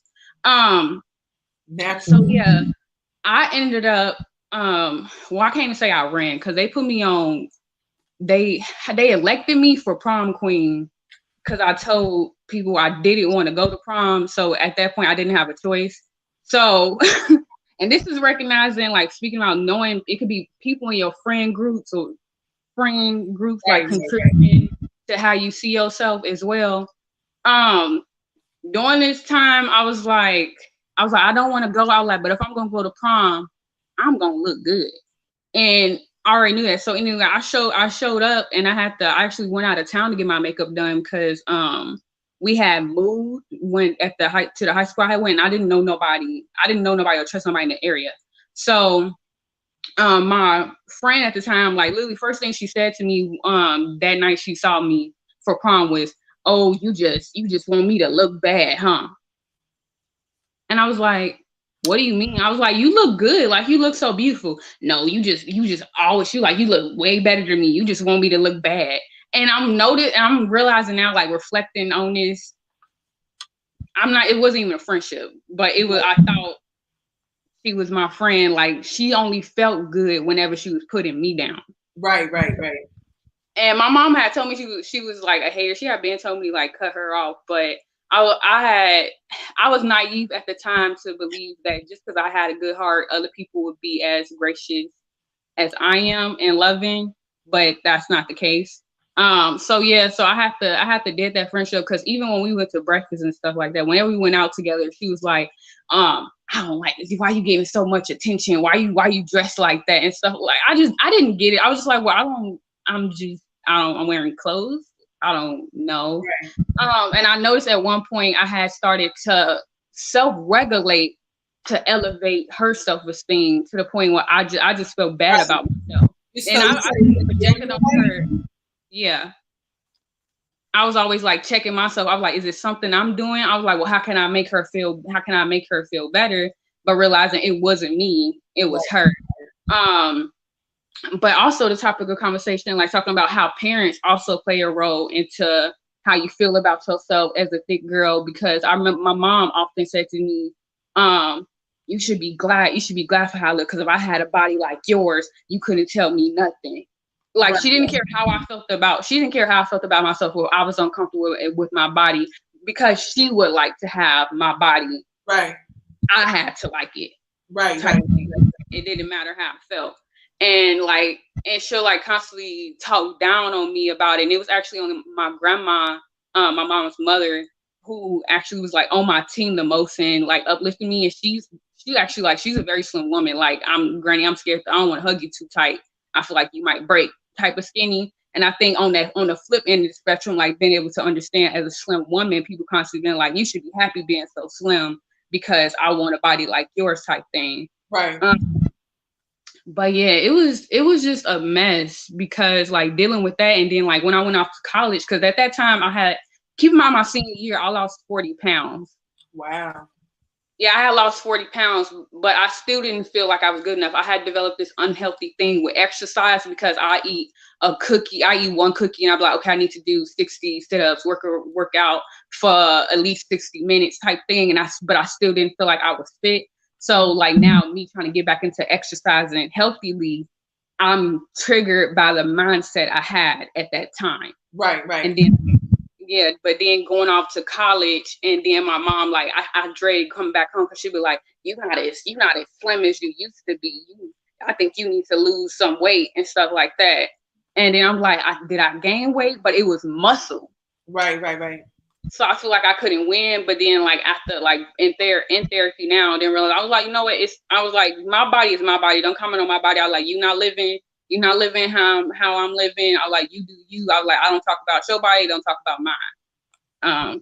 So just, so you gotta set boundaries with everybody, and then also recognizing like how our school system, even our weight class system and stuff, plays a role into how we view ourselves, because the European weight scale and even like sizing scale was created during the Depression, and they literally paid poor people to come get weight and size so they could develop mass produce clothes now, like how they have. So that's why like the sizing scale is so off for so many people. Like it's not created correctly. Like people weren't even healthy when they were sized. So like knowing that, and that's because I'm a double major, English with a focus in creative writing, then African American diaspora studies. So like knowing the background with all that stuff, it really makes a difference on how you do that. Because those people wasn't even healthy when they were weighed. So like don't allow that to skew how you view yourself. Ooh, and that was everything. I told me that when I was like 14, 15. Oh my God, I wish somebody would have told me that, because every time I would go to the doctor's office, I would be a kid and I'd be in the doctor's office stressed. And I'm like, okay, I've been doing good. Like I'm working out 3 hours a day, doing conditioning at 6 a.m. in the morning. Gotta go to practice after school for 3 hours. Hopefully the doc got something nice to say to me today. You know what I mean? Yeah, because my doctor literally told me, because I started developing scoliosis in elementary school because I have thick thighs and like really big boobs, but my rib cage is way too small to carry my chest, and also like my waist itself is small, but like my hips are wide. So even when I have to get fitted for like my dress and stuff, they even the what do you call it? I don't know what you call them, the sizers or whatever. They kept saying like, they was like, oh, they're like, you're the perfect size. Like they was like, you're small in all the places people get fit to be small for it. I'm just like, okay. Right.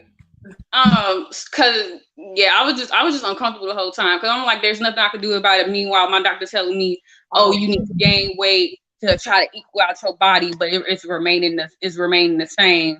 Because they wanted me to before I turned 18, they wanted me to go under the knife and get breast reduction, but I'm like, I'm scared for them to cut my titties because I don't know how they're gonna look after I've been used to how they look all this time. So and then also like my pain tolerance, so I still like pain medicine don't be really working for me. So I'm like, I don't know. So I gained weight, and that ended up not even fixing the issue. So they were like, well, I gotta lose weight again. So it's just been a mess trying to figure all that out, and then having me on all this pain medicine because I get sharp pains in my spine because of my breast and the way my body naturally is being too heavy for me to carry. Because I'm also really short. I'm 5'1". Oh wow. But having a freaking F cup and stuff and like a big butt. Yeah, like exactly. Girl, let me tell you something. I remember when I was younger, my mom, she has off the chart boobs.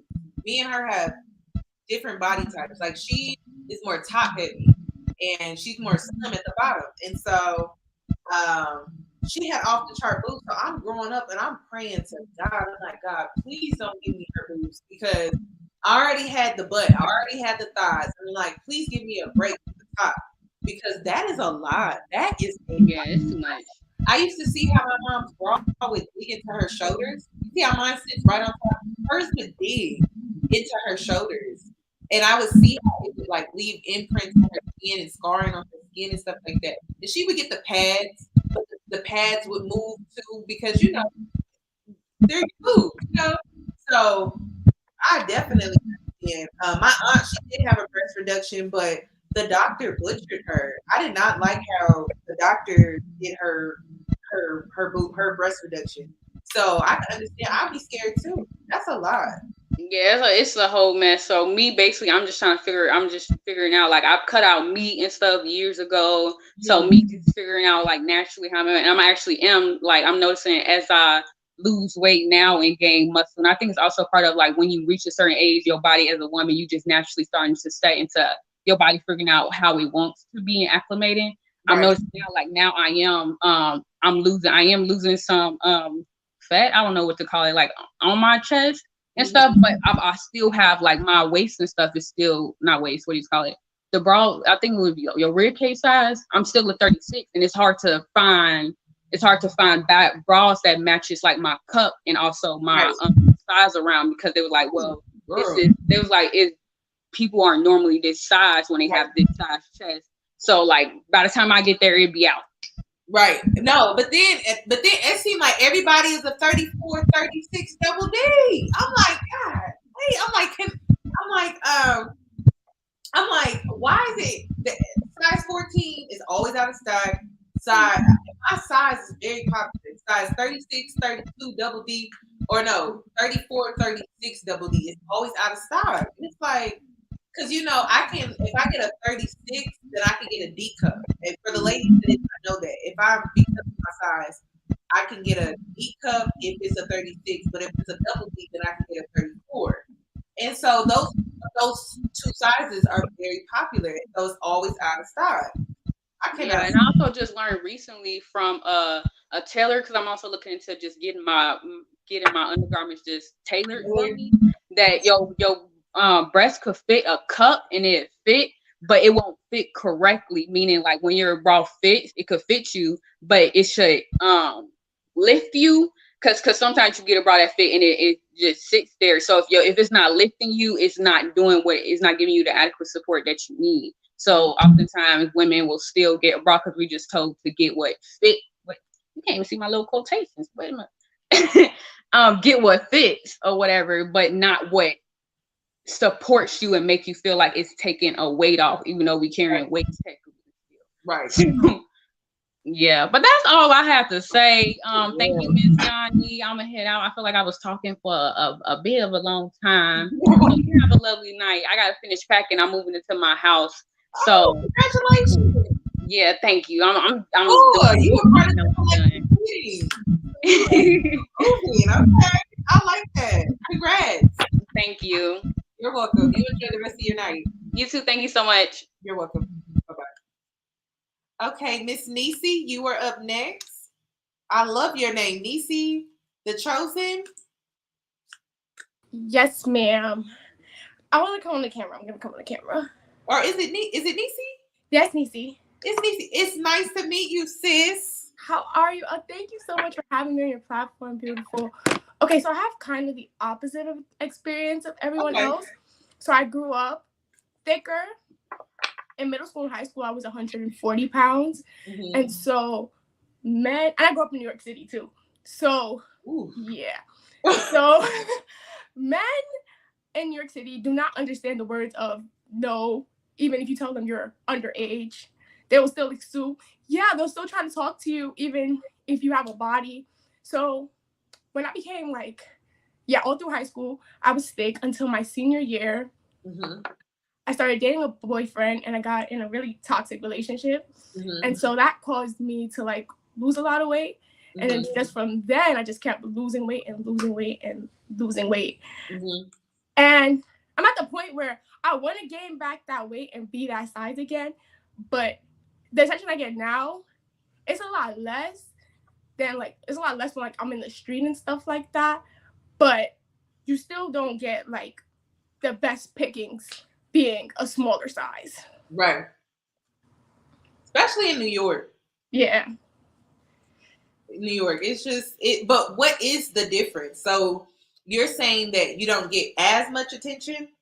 Yeah, like outside, I won't get like a cat call. Like the other day, I was walking with my friend. She's not even that thick. She just has a nice body, right? Right. So we're walking, and a guy like literally stops and like stares at her butt like completely, and it's like, do you have any respect? And if he would not notice, her friends are like literally right behind her. Her boyfriend is right there, so he like, I said something, and then he started grilling him, and then the guy wanted to say something about it, like, you're being disrespectful because you're basically violating this girl by looking at her in a way that's not appropriate. You don't know how old she is. Yeah, he was really old looking too. Like, yeah. I hate that. I cannot stand that. So where are you currently right now, like as far as the attention? I get attention from guys. Sometimes I still don't think it's the best attention, but I think that's just men. Like, men are just sexual, so they are going to sexualize everything. Like, no matter what, like, they just look at you like a sexual being. So I feel like as women, we just need to be comfortable in ourselves and know what's the best to pick. And that's why I love channels like yours and other channels that's telling us like who's the right guys to pick for us and how to know how confidence in ourselves. Yeah. Well, thank you so much, Niecy. I do appreciate it. What advice would you give to young girls? Just be confident in yourself. Pick the if you feel like the guy is wrong for you, he's wrong for you. Don't try to stay with him. He's wrong. That's about it. Yeah. Thank you, Niecy. Thank you so much for coming up here and sharing. No problem. Have a good night. You too. Hello. How do you pronounce your name? Oh, can you hear me? Yes. I didn't know I was on. Okay. I'm Vanika. Just a minute. I'm sorry. Vanika? Okay, that is cute. Hey, go upstairs. Go to bed. Love you. I'm talking. Go upstairs. I'm sorry. Okay. I'm ready. You ready to tell your story? Yeah. I've been waiting a while. I've been listening to everyone too. So first I just want to say thank you for having me. You are gorgeous. I watch you all the time. So thank you. Gosh, I'm nervous. I'm an introvert. Don't be, girl. Make yourself at home. So you got to tell us. So what would you like to add? Gosh, starting out, I want to make mine short because I have a lot to say, but I'm trying to, keep it contained. I have a different experience than the same and different, I should say. I grew up in two different environments when it comes to schooling. I went to white schools and black schools. Mm-hmm. The white schools is where I started my middle school at. And, white people have a different type of body type that they like.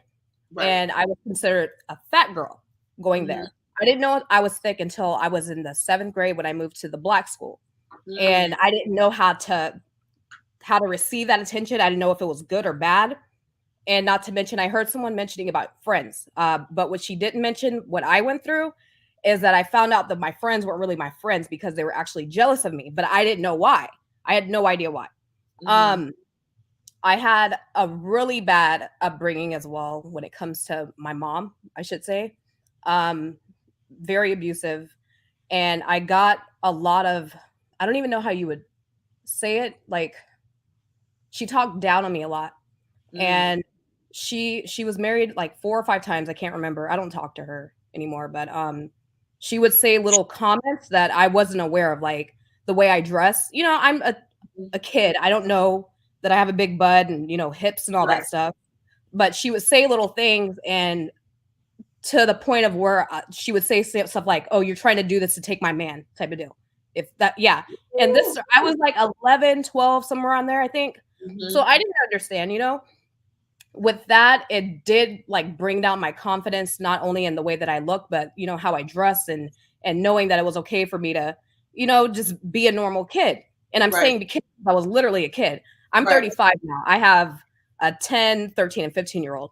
Looking at them now, I couldn't imagine treating them the way that my mom treated me. And it just hurt so bad. But that started out with my childhood. The thing with church, like as people are telling their stories, like things are coming back just like you. A lot of things I forgot. I remember growing up at the church, it was my grandmother, and she bought me a dress, and it was kind of like knee length. But you know, when you're thicker, you sit down, your stuff kind of rises. Right. And I was sitting next to her in church with this one particular dress on, and she took me in the bathroom and spanked me, and I didn't understand why. And she's like, young ladies don't open their legs while they're in church, and I wasn't understanding. And now that I'm thinking back, I realize it's because thick girls, I'm talking to y'all, you know, when you sit down, your thighs spread and your knees are separate. So to her, my legs were spread, but it wasn't that. My legs were actually closed, but my thighs, you know, it was a lot of stuff. I remember how old was I? I believe like 14 or 15. This is when I moved to like the Black Hood area. There is this guy that, do you know what a kiosk is? Like the middle of the mall, like those little stores. Yes. Okay, it's like a kiosk, but it was like a corner store, but outside. It was like one of those trailer truck things. And I would always pass this by going to school. And this older man, to me, he looked really old. So I'm assuming he maybe have been like in his mid 40s, maybe early 50s now. He would always, you know, like make little comments, oh, pretty girl, stuff like that. Mind you, again, like I have to kind of go back. My mom, she didn't teach. She has 7 kids altogether, all girls except one boy. She didn't teach us anything, like nothing about sex. I didn't even know about periods until I had it was, that's what I'm saying. It was bad. So I didn't realize that he was hitting on me. I just thought he was being nice because, again, I didn't get any compliments at home and stuff. So I kind of like was embracing this, like, oh, he thinks I'm pretty. And I remember this, he would always give me like free snacks and stuff. And this one time in particular, I was late to school. So I was like, oh, I'm already late. Let me just, you know, chop it up with him. And he invited me into that truck, sat me down on the little couch thing that he had in there. And I felt like something was wrong. You know, I was very uncomfortable with the situation I was in. But again, going back to how I was raised, I was taught to, I had one of those moms, like, you don't talk back, you don't, you know, express yourself. So I was kind of just taking whatever it was. And what made me run off is that he started touching on my thigh, like rubbing on my thigh. And that's when I knew. And I remember I used to walk around. I didn't even care if I was late to school, just to avoid him after that. Growing up, I remember, it's just so much stuff. I know. I had girls that would accuse me of like trying to take their man and stuff. Like, this is high school. I was still a virgin. I didn't know about boys. Like, I wasn't into that. And they would accuse me, oh, you're trying to show off and stuff. And I'm like, no, like, I thought you were my friend, but apparently you weren't. So growing up, my first boyfriend, I lost my virginity to him. And I remember, like, he would always accuse me of not being a virgin, like lying about my virginity, because I'm assuming it's because of my shape, you know, thinking I'm promiscuous or whatever. He would say little things about, you know, just, I can't like really say it because it's been so long, but I remember his dad was a pimp, like way back in the day. I remember the day that we picked him up from prison. He went to prison for like 5 or 10 years. I can't remember. And I overheard him and his dad talking. His dad was basically telling him how he should pimp me out because of the way that I look. I've been through a lot. I've been kidnapped for a month where this guy tried to get me to prostitute for him. It didn't work out. I ended up finding a way to get out of that. I've been through so much, and I'm trying not to cry because this is all coming back to me. There's been situations I've been in because after I hit 18, I moved away from my home, and I didn't really have like an environment, like, you know, the family setting where people go back to their house if they're doing bad in life, you know, after they turn 18. Because my mom was just, so I kind of had to like make my own way. And there's been times where I was homeless and I would like live with people, or, you know, oh, you could stay with my friend, and I would end up getting kicked out because, again, these women just, I don't know why, they think I want their man or I'm trying to take their man.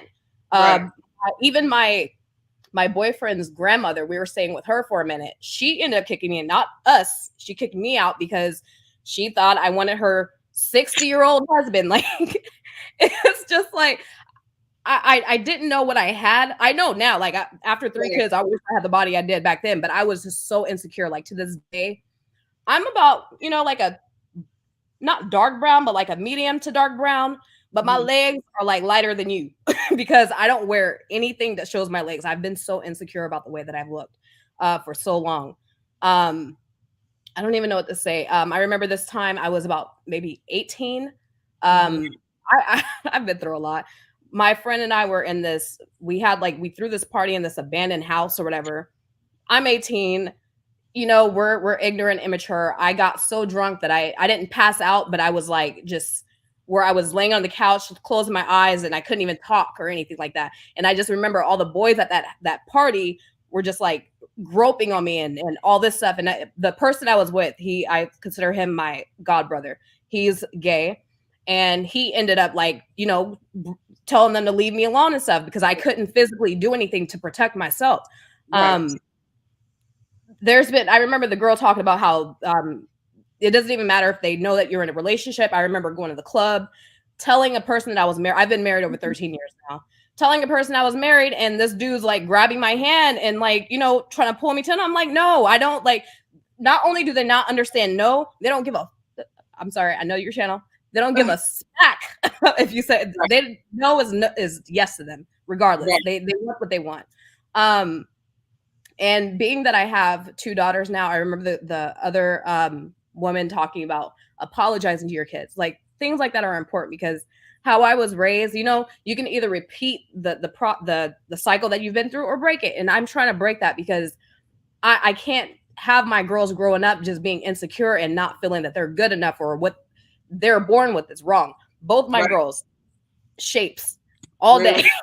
And it's scary, but at the same time, I have to remember that they're individuals. They're going to grow up. They're going to become women. They're not going to be children for long. So it's my job, mine and their fathers, I should say, to not protect them because you can only do so much as a parent.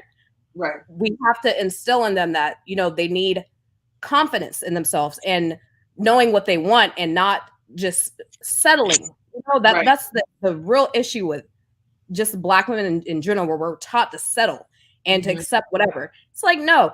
And that's the other thing too that kind of bothers me because at the end of the day, we're women. It's very dangerous for us, you know, saying no to a person because of all the stuff that goes on. So I'm teaching my girls to say no, but in a polite way, you know, even if you have to laugh it off and walk, whatever, you know, just don't catch the attitude and all that stuff. Leave that to talk to your friends later. You know, I should have said this and that and the other. Just, you know, keep it cool, keep it cute. Tell them no. You know, it's just crazy. Like downtown, I believe it was Augusta.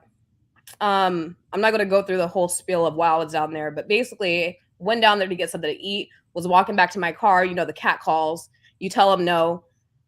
I don't know if it was because I told this guy no, but he ended up following to my car. I had no idea. If anyone ever wants to look out there, I'm sure it's on YouTube somewhere. I got interviewed by the news and everything. Grovetown, I believe 2013 or 14. But this guy, he, you know, was trying to hit on me. And then he asked me for money. I was like, no, I don't have anything, you know, laughing it off, about to start my car. And he's like, get over to the side of the passenger. And I'm like, you know, I'm thinking he's playing. I'm like, yeah, whatever. Cause I smelled alcohol in his breath. And I know how, you know, crazy people can get. And he's like, no, I'm serious. You get over there or I'm gonna start beating your butt, basically. And I'm like, no. And sure enough, he followed through with it. He started beating me in my head. I was wearing, it's like a jumpsuit, but there was no straps or anything like that. It's just, you know, like the tube top type of style. I jumped out of the car. I started running and I had flip-flops on. And you know, the scary movies, you're like, oh, I don't know why she's running in heels. I want to kick those. That's exactly what I did. I kicked my shoes off, but he's a man. He's faster than me, stronger than me. He ends up catching me. He grabs like the back of the shirt area and just rips all my clothes off. And I'm in the middle of the street. And I know that there's people around. It's like 2 or 3 o'clock in the morning. And he starts beating me. Clothes ripped off. I'm trying to cover myself while trying to protect myself. Somebody ended up like throwing a beer bottle, but I felt like he was about to sexually assault me right there. You know, drunk people, they don't give a crap. So he ended up taking my car. Police found him. He got 20 years in prison or whatever. But it's just so scary for us out there. Not only thick girls, but just women in general. But just my experience, because I'm not a thin girl, from my experience being a thick girl, Right. it's like you're getting attention that you're not asking for. Not that you don't want it, because I'm gonna be honest, I'm a female. I love attention. It kind of validates, okay, I still got it, especially being 35. I'm older, unquote, Right. but it's like if somebody's saying no and telling you no, that doesn't mean yes. Like that's the part I don't get. Like as like just me, if a guy that I'm interested in tells me no, I'm just going to leave it alone. Like, why am I going to sit there and embarrass myself and continue? And I noticed too that they get a lot more confident when they're around a group of people, because they kind of like angst them on, it's kind of like picking on somebody, like a bully in school. And it's their ego. Like they don't want to, their worst fear is rejection in front of a group. Exactly. Because I always get it. This was, I'm in Maryland now. When we first moved out here, I don't know my areas, because I just moved in the area. It turned out to be one of them corner stores where, the dudes hang out in the front. And, I walk in the store, there's like a barbershop. I guess that's where they're sitting at, like next door. It's one of those like strip mall things. And, I hear the cat calls. I'm on my phone pretending like I don't hear anything. Walk in the store, come back out. They're still trying. And then, as I'm not giving them any attention, that's when you hear oh, you ain't all that anyway. You ain't cute. It's like, you were just hitting on me, but now I'm not cute. Like, what is that? I don't get it. I really don't get it. And I just felt so bad because my babies have to go through that. And we've lived in a lot of different countries. I'm glad that they got that experience with other cultures to know that not all men are like this, because I don't want them to stigmatize all men. The black men, they kind of, in all the countries I was at, I'm sorry. They are pretty, and it across the diaspora. Yes. Diaspora. I don't know why that is. Exactly. I'm not going to go through the countries, but continents wise, I've been to Africa, Europe, and Asia. Black men, they are the same everywhere. And I feel like a lot of the influence, even though they're in these different countries, are just from American black men, because we're kind of more so in the media and our influence just as a culture in general. So I feel like they feel like they're cooler when they act like them. And it's not. It's like, you look like clowns. I'm sorry. And I don't want to tell my daughters who to date, but I'm letting them know, don't settle for just your kind, because they're at the end of the day, they may look like you, but they are not on your team. I'm sorry. Right. They're not on your team. So I have a lot more to say. Okay, before I go, that was the last one. I was either 16 or 17, and I went to a different school. This girl that I had met, she was kind of like, not really my best friend, but the person I was closest to. Mm-hmm. And I would always get good grades in school, but being that I moved around so much to different states, I had one of those situations where the state that I was in, so I was 17. In my senior year of high school, I found out that I wasn't going to graduate because they weren't accepting the credits that, the other state accepted. So at that point, I was just like, F it. I'm going to skip school and just have fun and party and stuff like that. And this girl in particular, she would invite me to her house and to this one guy's house that she was dating and stuff. Come to find out, this dude's like, I think he was like 33 at the time or something. Mind you, we're 17, and she told me that she had been messing around with him since she was like 14 or 15, something like that.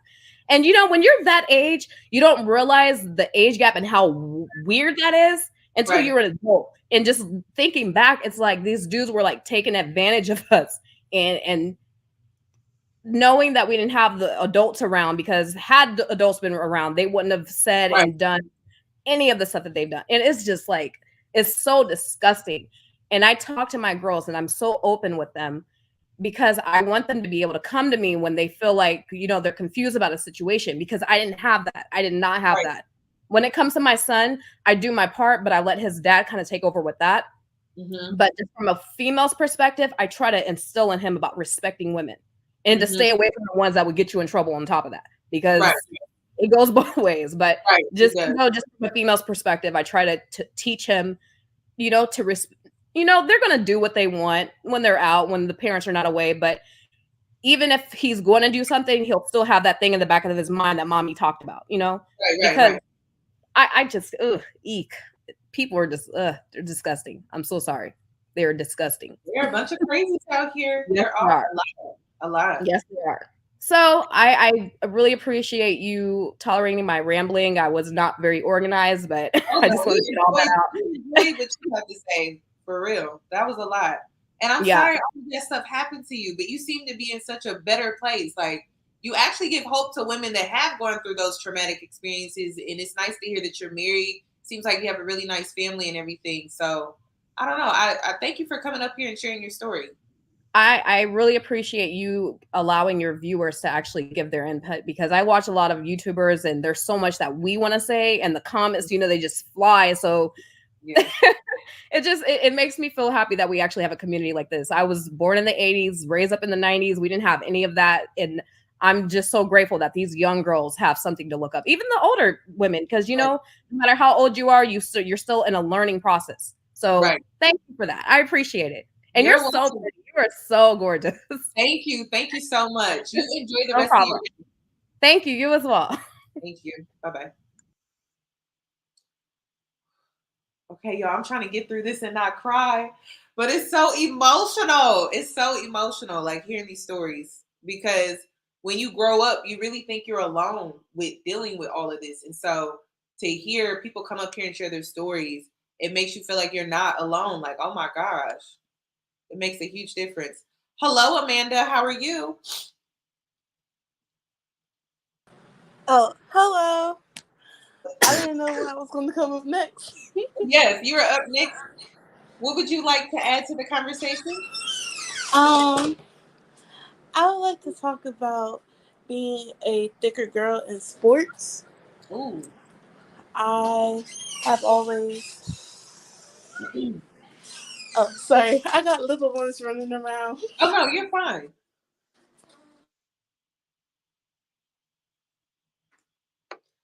Yes, you guys. Oh, you guys heard me sneeze.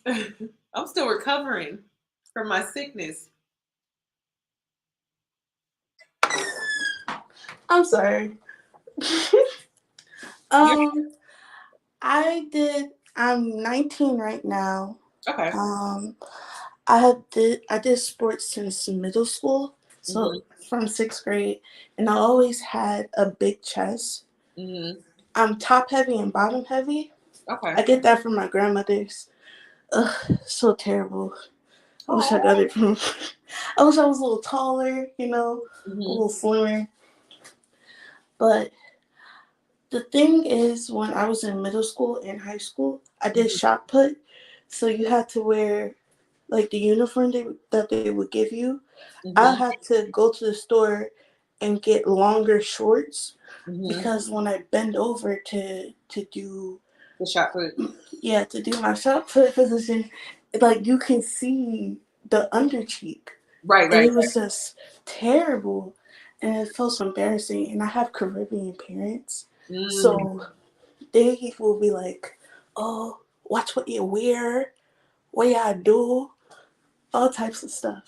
And then also, I would have to wear double sports bras because my chest was so big.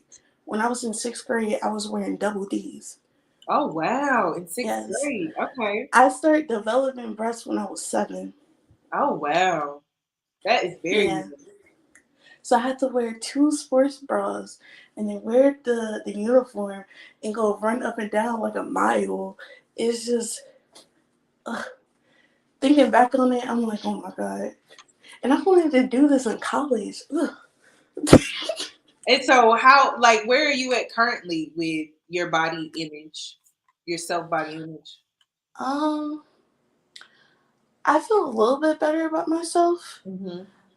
but some days it's really dark. It's like, oh my God, I have this, I have that. Like not too long ago, one of my dad old friends was trying to hit on me. Girl, Not the friend, not the daddy friend. And does your dad know? no, it literally just happened today. I'm gonna talk to him.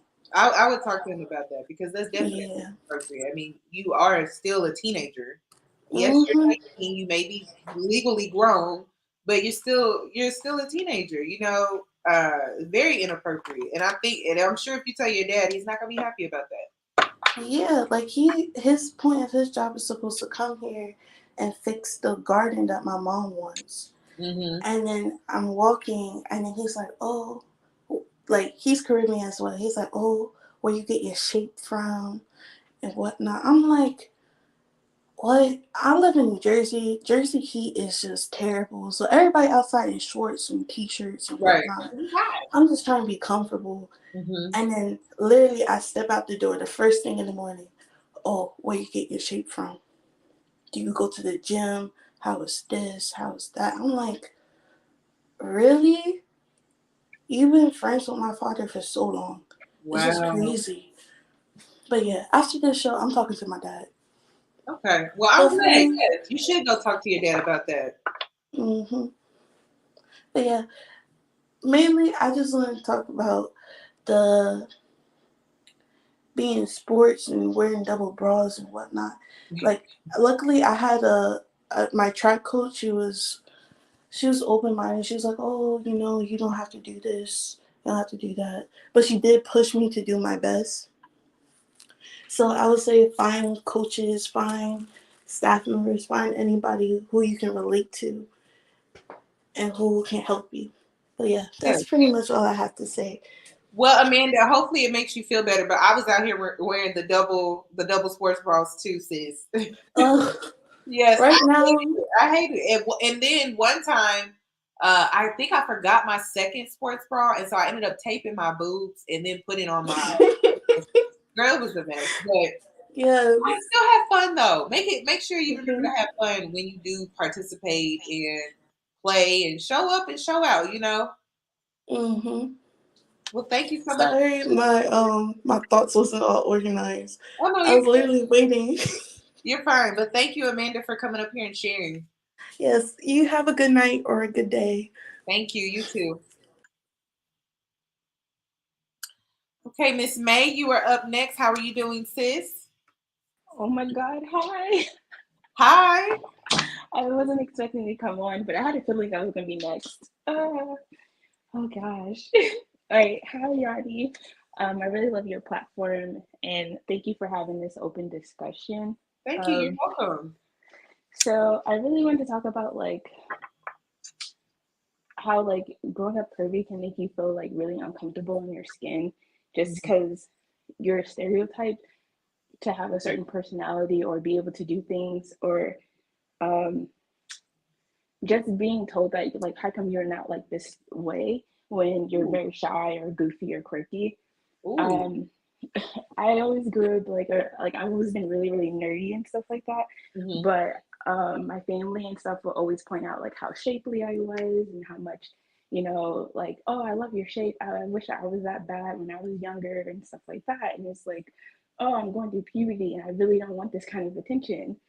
And I remember when I was just turning 16 and I was waiting in the line at the gas station to basically put money in a car for my mom, and she wasn't paying attention to me, and this guy was 24 was just staring me up and down. And then he was like, oh, what's your name? I was really awkward about it because I'm you look older, I don't know why you're talking to me, because I look like a child still, but once again I still had a shape. And I was like, oh, my name is May. And he was like, oh, okay, can I get your number? I'm like, no, I'm not allowed to date, I'm only 16. And he's like, oh, it doesn't matter, age is nothing but a number. And I'm just like, that's really bad that you're even saying this to me. And I was looking to see if my mom was paying attention or something, and she wasn't. And it was just really really awkward that I was so I quickly paid and was trying to get away before he kept on forcing the conversation. But it's kind of, I feel being shapely, you get sexualized and not looked at for your personality sometimes, even if you do have a great one. And that kind of plays a role with me, relationships and stuff. If I go out with a guy, I don't really on the first date to have physical contact like that, just because I want to see that you're not just talking to me because of the aesthetic I have, but for who I am, and you're really here to get to build a relationship with me. And other things, I feel some family members, if a girl is really shapely, kind of don't kind of have that conversation with her, but don't always make it about her. She needs to cover up Because I remember like going out with like cousins who didn't have enough like the same shape as me, and they're able to wear bathing suits without like t-shirts or shorts and stuff like that, Right. and being told that I have to go in the house and change, and I'm like, I don't understand why. Um, and they're just saying like, people are going to look at you, but it's just like, why aren't you telling that person not to do that? um, and it kind of feels like it's all on you, so it kind of makes you feel more like you need to cover up and be like shy and try to avoid attention when it's something that it should be natural and normal for you to be able to walk outside just like everybody else. Yeah, and it makes you feel big. Like it makes you feel like you're fat or something like that, but you're not. You're just, you're shapely. And so Yeah. I think like parents need to be very particular about their word choice.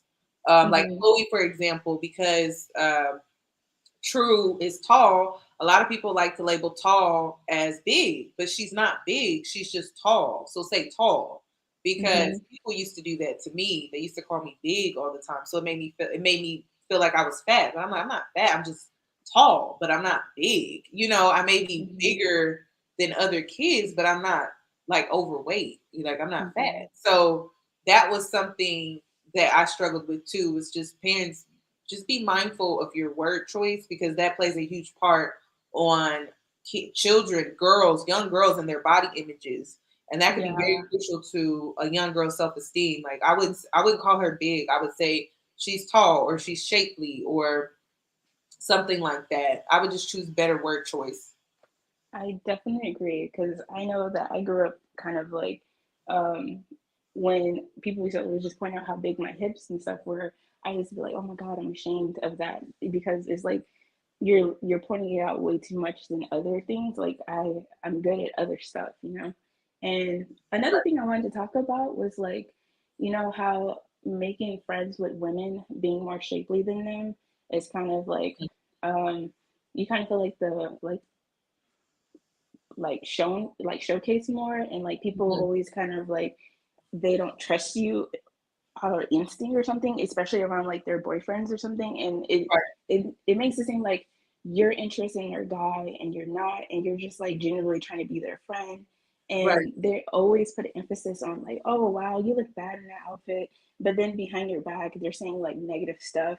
I remember it was this girl that I was friends with, and like I had a boyfriend, she had a boyfriend too, but her boyfriend was in like the same major as me and mine's, and so we would like communicate a lot and have like inside jokes and stuff. But she mhm. felt like I was flirting with him, and she actually tried to set me up to get jumped, which was crazy to me because I was like, I thought we were friends. And the way it happened was like I was new to Atlanta, and Oh, they really? had I the live battle. Yeah, they had the battle of the bands, and like my mom got me like a memorabilia, like something from like the stands, like you can buy, but it was like a Delta shirt, and she just thought it was something cute for me to have, Mhm. and I was like, oh okay, but we didn't know that if you buy that, you're supposed to gift it to someone as a Delta or something, and so I wore it as like a pajama shirt, and it was literally I only posted it on my Snapchat, which I only Mhm. had like friends and family. So I only had like 10 people on there. Mhm. And I just posted like, oh, I had a really long day of like studying. And I randomly I got a phone call saying like questioning me like, am I part of the org? Where am I from? And I was like, I What? don't even know what you're talking about. And she was like, I know where you live. Like, you need to take that down. Like, why are you claiming to be part of us and you're not? And I was like, I never claimed anything. And the crazy thing was like, you couldn't even see the full shirt. You could barely see like the top of the triangle. So I was like, who would have someone call me about this? And so you can click on the picture and see like who viewed it. And I saw that it was her. And she's like the only person that viewed my stuff that was at my campus. So I was like, wow, you really would tell someone that I wore a shirt instead of you coming to me just like warning me? It was crazy. But Mm. I was really upset about that because she really would make an emphasis that I really wanted her boyfriend and I never wanted him. And I God. feel like that kind of made me feel awkward trying to make friends with girls because especially if they have a guy, Right. like they have a boyfriend, I make sure to like not talk to them or something like that, which sucks because I want to be able to have like group friend dates or date nights and stuff like that, but I don't want to have that type of tension. Wow. You Yeah. know, it really does suck because it does. It's an awkward barrier between, you know, other women. They do have men and things like that, but really, it's you're not the problem. It's really the. It could be her insecurities, but then it could also be him not respecting her. You know, like because he shouldn't be Mhm. looking at you like that anyway. But she Yeah. may be insecure about that, especially in Mhm. today's age with BBLs and things like that, with all the plastic surgery that's going around. So yeah, I could actually see this issue among women and their men getting actually worse. Yeah, that's really sad. I really wish it doesn't go in that direction, but sometimes it Right. just seems like it is because there are a lot of situationships and people, like are more committed than the other person. So, yeah. But Right. yeah, thank you for having me and listening to me. Am I supposed to list like any advice? Any advice for like growing up shapely? Yeah. Um, Honestly, I'm gonna tell you to really work on your self image because that is really the foundation of like that's part of your foundation for who you are. And Mhm. I know right now we're growing up in an era right now where it's kind of weird, you know, like the BBL is being embraced, right? And so a lot of people are now embracing this body shape. But again, Mhm. it's gonna go out of style just like any other body shape, just like slim body shape went out of style. And so I'm gonna tell you to focus on your body image and really Mhm. loving who you see in the mirror and understand that no one's body is perfect out here. Yeah. Like no one. And even the most prettiest, I mean, you could think of a supermodel, a runway model. Even she's insecure about her body. You know, Yeah. everyone has insecurities about their body. So find ways to embrace what those insecurities and truly work on them. Like I tell people all the time, I feel like I got the ugliest feet. I mean, they're flat, they're wide. I got short toes. It don't make sense because I'm like, well, my fingernails. I mean, my fingers, they're so long. It just don't make sense. And so I get my hands. I get my hands from my mother, and then I get my feet from my grandmother on my dad's side. And so she has short, stubby toes, and I'm like, I have like Polish sausages, but I'm like, clearly God humbled me because everything. I'm like, I feel like if God wouldn't have gave me these feet, I wouldn't be as humble as I am today. So it's like I tell myself that I joke with myself in that way. And I have over the years started to embrace my feet and how different they are because they're very different. They're just different, you know, like they're just very different. Okay. That's all like they're unique. God gave me these feet. I can't replace them. So we just gonna have to love them. And you know, giving it a little TLC didn't hurt nobody. You know what I mean? So I go and I make sure I get my feet done. I get the French tip because that's what makes them look good.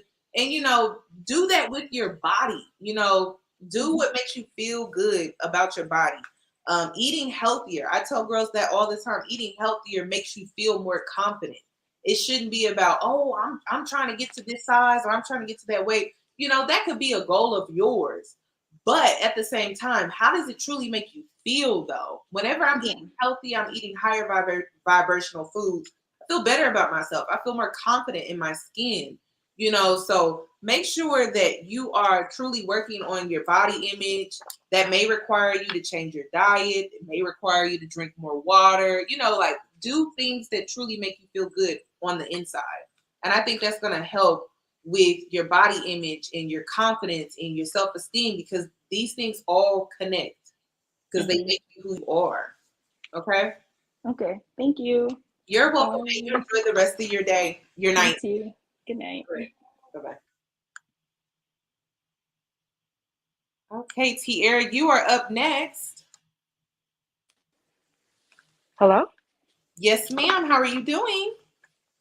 I'm good. How about you? Good, good. What would you like to add to this conversation? Well, I don't know where to start. Well, how do I explain this? Well, firstly, when it comes to school, well, my type of experience has been kind of different. It's Okay. it's kind of interesting. So I'll start with school. When it comes to school, I was like the athletic one. Mm-hmm. I was more on the skinny athletic side. I was always joining sports and all. But as I turned 10, that's when my period hit. And literally, that's when my curves hit. And I mean, well, I'm a dark skinned woman. And when I mean dark skin, I'm talking like I'm on the darker end. I'm talking Lupina Nyong'o. I'm literally on the darker end. So when it comes to my shape, I used to be teased for so many things. It's Mm-hmm. crazy. Like I remember like when I think I was like in second grade, probably no, probably like in fourth, fifth grade. I remember one time I was literally in the park hanging out with friends and my cousins. And when you're at the park and there's this fountain, this water fountain that you have to drink where you have to bend down and drink. Mm-hmm. And this one time I bent down to drink water. A friend of mine pointed out, I was like, oh my God, Terry, you have a big butt. Like your butt is so huge. And it was from there that I actually realized I started to get a little bit more self-conscious of my body because it's like I've never been pointed out for my butt at all. I mean, yes, my body type is talked about, but the way that she pointed out, it was like abnormal. Mind you, she's black as well. Mm-hmm. So the way that she pointed out, it made me kind of scared and worried. And I feel like that was the starting of me being very self-conscious of my body. Because mind you, it was around the time where, I mean, skinny was in pretty much. So if you had a big butt, you were considered fat in a way, per se. And I mean, how can I explain it? I don't know if where I came from could change things because I'm born and raised in Canada, Mm-hmm. so I'm in like a mixed environment Mm-hmm. per se, and plus I go to a French school. I'm from Montreal, so going to a French school, I have a very mixed environment. I don't have a lot of black people. Well, I do have black people, but it's not a really big. They're more in a minority, if that makes sense. So as school went on, puberty came, my curves started coming in. I used to get so much comments on my body. And I mean, the comments that I would get, it was actually disgusting. Like I said, about my butt, about my size. And not only that, but I'm a tall girl. Like I was always one of the tallest in the class. I'm 5'8" Okay. currently. And oh my goodness, like the terrible things that I was told. I was told that I will always be ugly. I will never be loved. I will never have a man. Nobody will take me seriously. And Who's what's telling you? crazy, sorry? Who were telling you these things? Oh my God. Many people. And it's so disgusting. I've gotten these comments from like black men, black boys as well, black girls, black boys. I've gotten terrible comments from like literally everybody. It's crazy. But what's even more crazy is that I would get teased by black boys, Mm-hmm. but then they would turn around and try to sleep with me. Mm. And that's when I'm just like, okay, hold up. You're not gonna tell me that you're making fun of me, Right. of my body, of my weight. And in fact, one girl that mentioned earlier, I forgot her name, but it's one girl that mentioned that how the reason why they come to you is because of the fact you're thick. That's exactly what happened to me. He came up to me and was like, "Oh, you thick." And I was like, "Okay, and you're muscular." Like I didn't catch it at first because I was like, that's just a weird thing to just say. And I think the reason why he said that is because we had swimming classes. I had a pool in my school, so we had swimming classes, and because of how I kept putting on really baggy clothes, Mm-hmm. nobody knew how slim thick I was until I was wearing a bathing suit. Oh yeah. So it was from that moment on that I started to get caught eyes, and the boys in there were trying to come up to me, oh, you thick. And I'm just like, okay, and you muscular. So what? And they were trying to basically, like, it seemed like they were trying to compete, this type of bet to see who would Right. sleep with the first one first. Fortunately, I had enough self-esteem, despite the fact that it was like the lowest point of my life. Fortunately, I had enough self-esteem to not sleep with these boys, because I could not imagine sleeping with them and then they go and tell the whole school that I'm a whore. Right. That would have I Crushed. don't That's think I would have crushing. be alive if I was in that type of situation. Whew. And it's crazy, like, being like a slim thick girl, the comments that you get from women, from girls, I is know. very slick and disgusting. I mean, like I said, because I've been more self-conscious, I've been wearing more baggy clothes, and because of that, well, not only that, but also it's so difficult to find clothes for slim thick girls. It's not easy at all. At all. Especially because I have like a small waist but really big hips and a big butt. So when it comes to like finding clothes, especially finding pants, oh my goodness, it is such a struggle even now. And because of that, that's another reason why I had to wear baggy clothes. So with that being said, one thing that is, and it's crazy because when she first said that, I didn't really caught it until later on in life. So I was in class, well, I was with a group of girls, and like I mentioned, when it comes to like black people, there ain't much black people. I was like the only black girl in the class. There weren't any white kids per se, but there were a lot of white Muslim kids. So Okay. there was this one particular Muslim girl, Pakistani girl, who she is self-conscious of her body. She is the type of woman who would like do anything to try to get skinny. And she would even try to secretly compete with other girls. Either it's with their bodies or it's with the fact that she has money. Her family has money.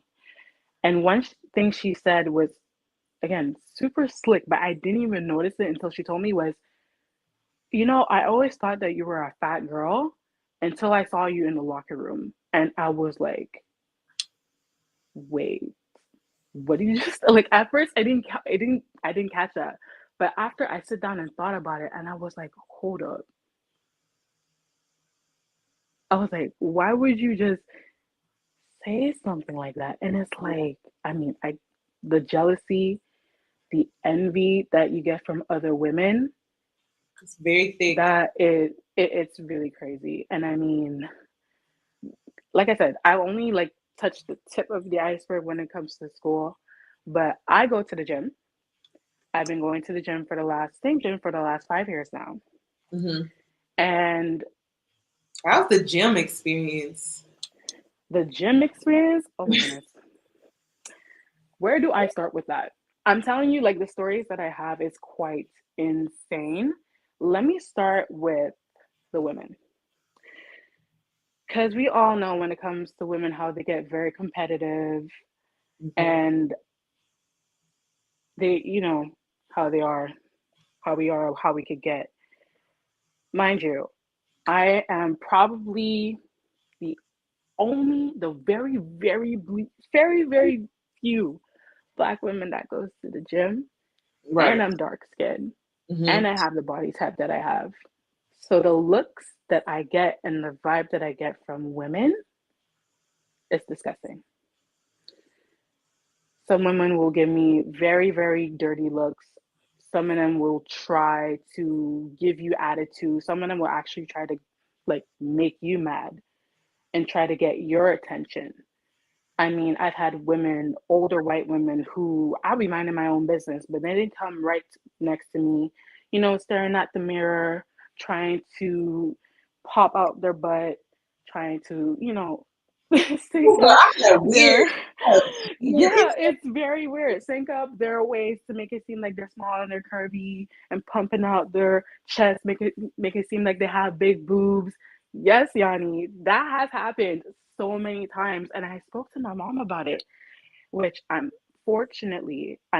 have my mom who's able to guide me when it comes to this, because I've heard that other girls uh, during this live stream that unfortunately their moms don't have that body type. In my case, when it comes to me having a slim, thick figure, Mm-hmm. um, to basically explain it, I got it from my mom. My mom was pretty much the only daughter that has that slim, thick figure, and she basically just passed it on to me. So she was able to tell me, Kiara, you really have to be careful when it comes to these women, because there are some women out there that could be really disgusting. They will do anything to like try to grab your attention and try to make it seem like you have a terrible attitude and talk shit behind your back. And that is absolutely true. Like, seriously, it doesn't have to be verbal. I mean, the way that they look at me, the way that they try to compete with me in the way, and the way that they try to make it seem like I am this angry black girl, when really I'm just minding my own business. But you know It's what? I have a feeling that I feel like you probably get that way more than I do from women because of your I skin. do. Yep.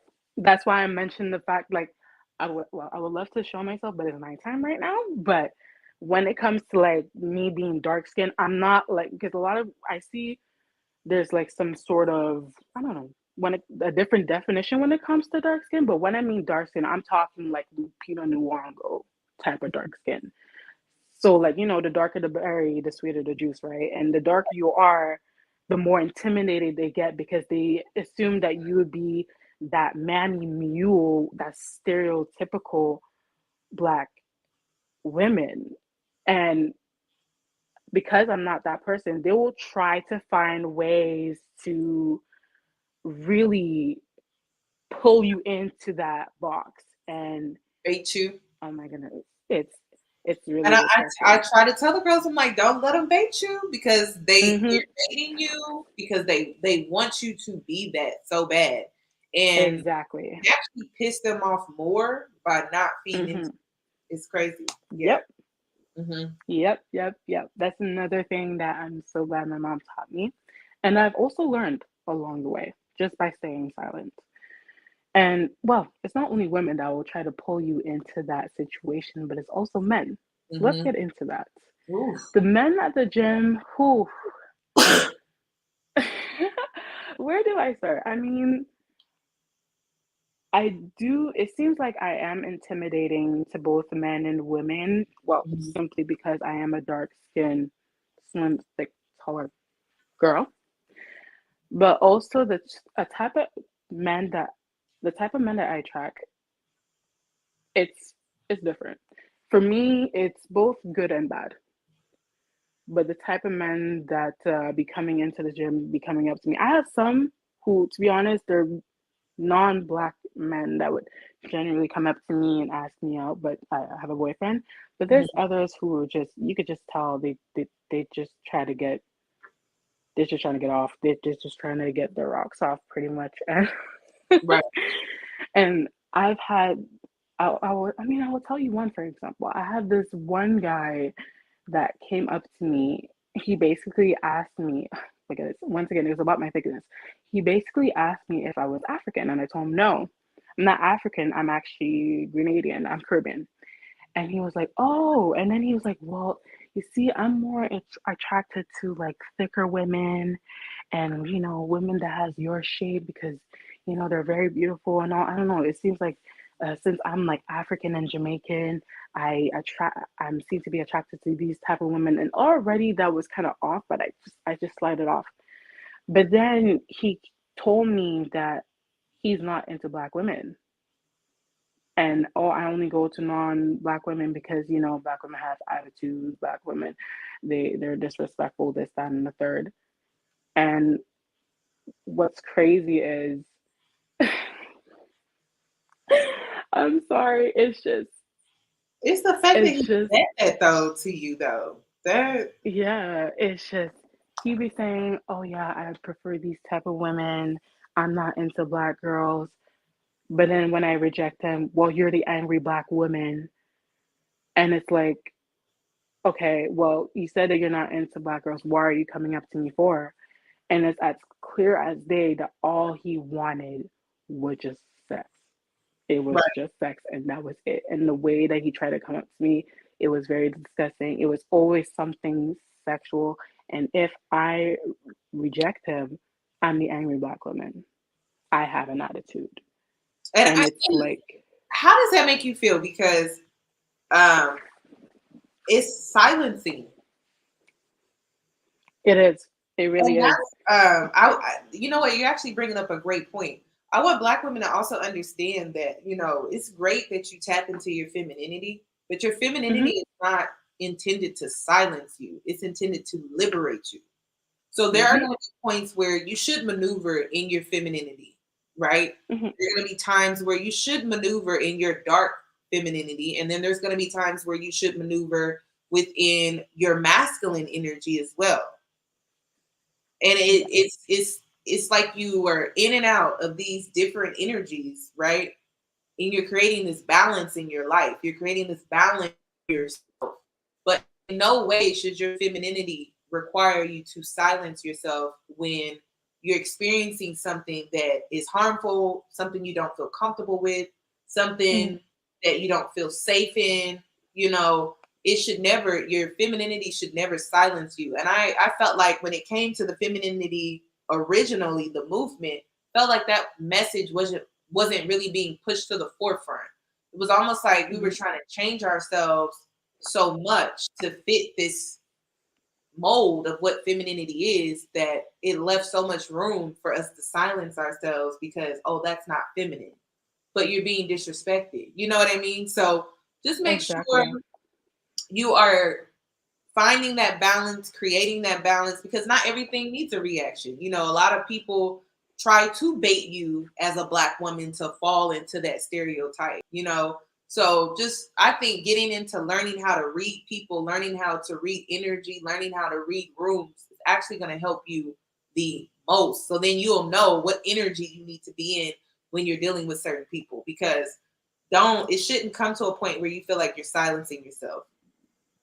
Hmm. I absolutely agree.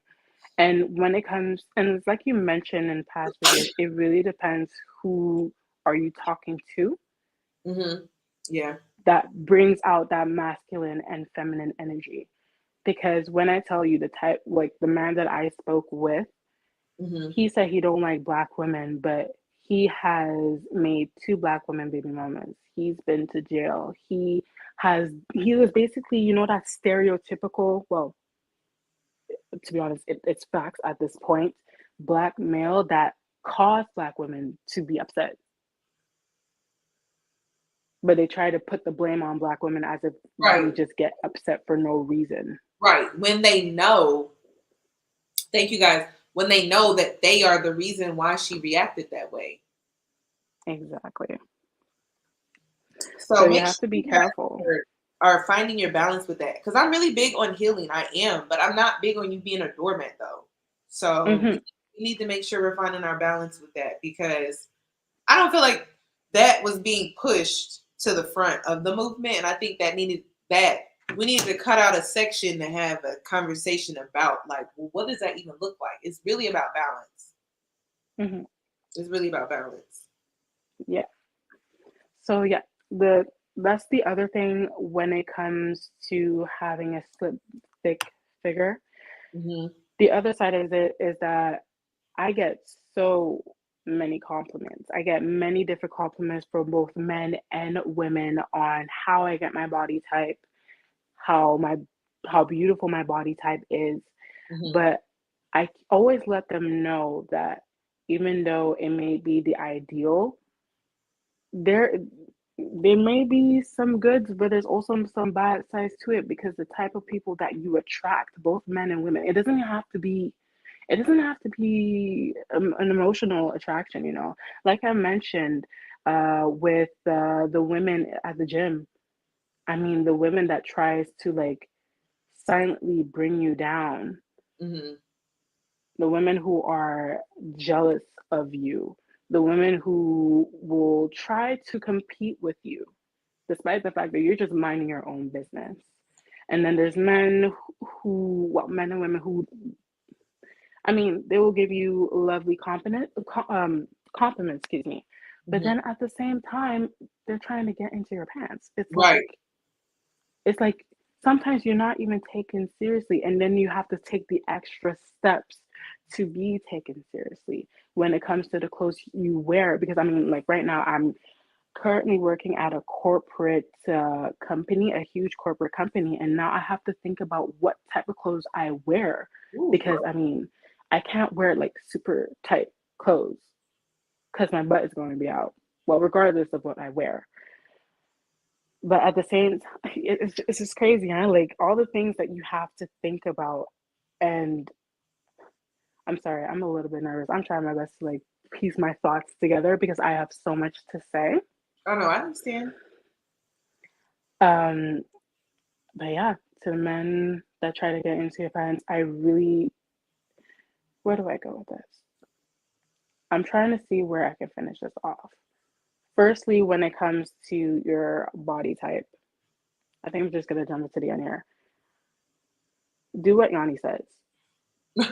Please take care of yourself Yeah. and heal yourself first.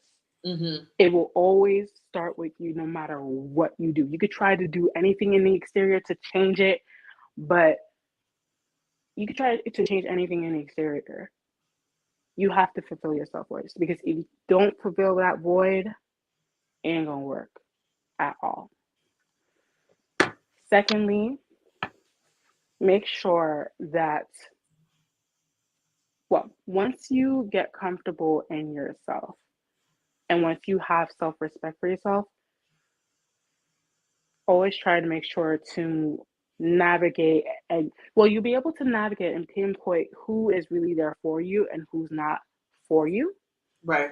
Because like I mentioned, people out there, they try to be nice and chill with you, men or women, but in reality they're just trying to compete with you, they're trying to keep you, bring you down, or the men who just try to sleep with you.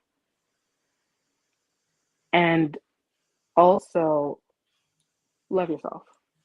Yes. Love yourself. I Always know love everybody yourself. says that. Happens, whatever happens to you, please note that, because like even when it comes to my body type, I've been in such in a dark place. I mean, I've suffered through sexual abuse at such a young age because of my body type. And although I'm coping with it, I haven't spoke out about it yet. I Mm-hmm. do want you to know that it is not your fault. You are who you are. That's the body type that you have, and you can't really change it. So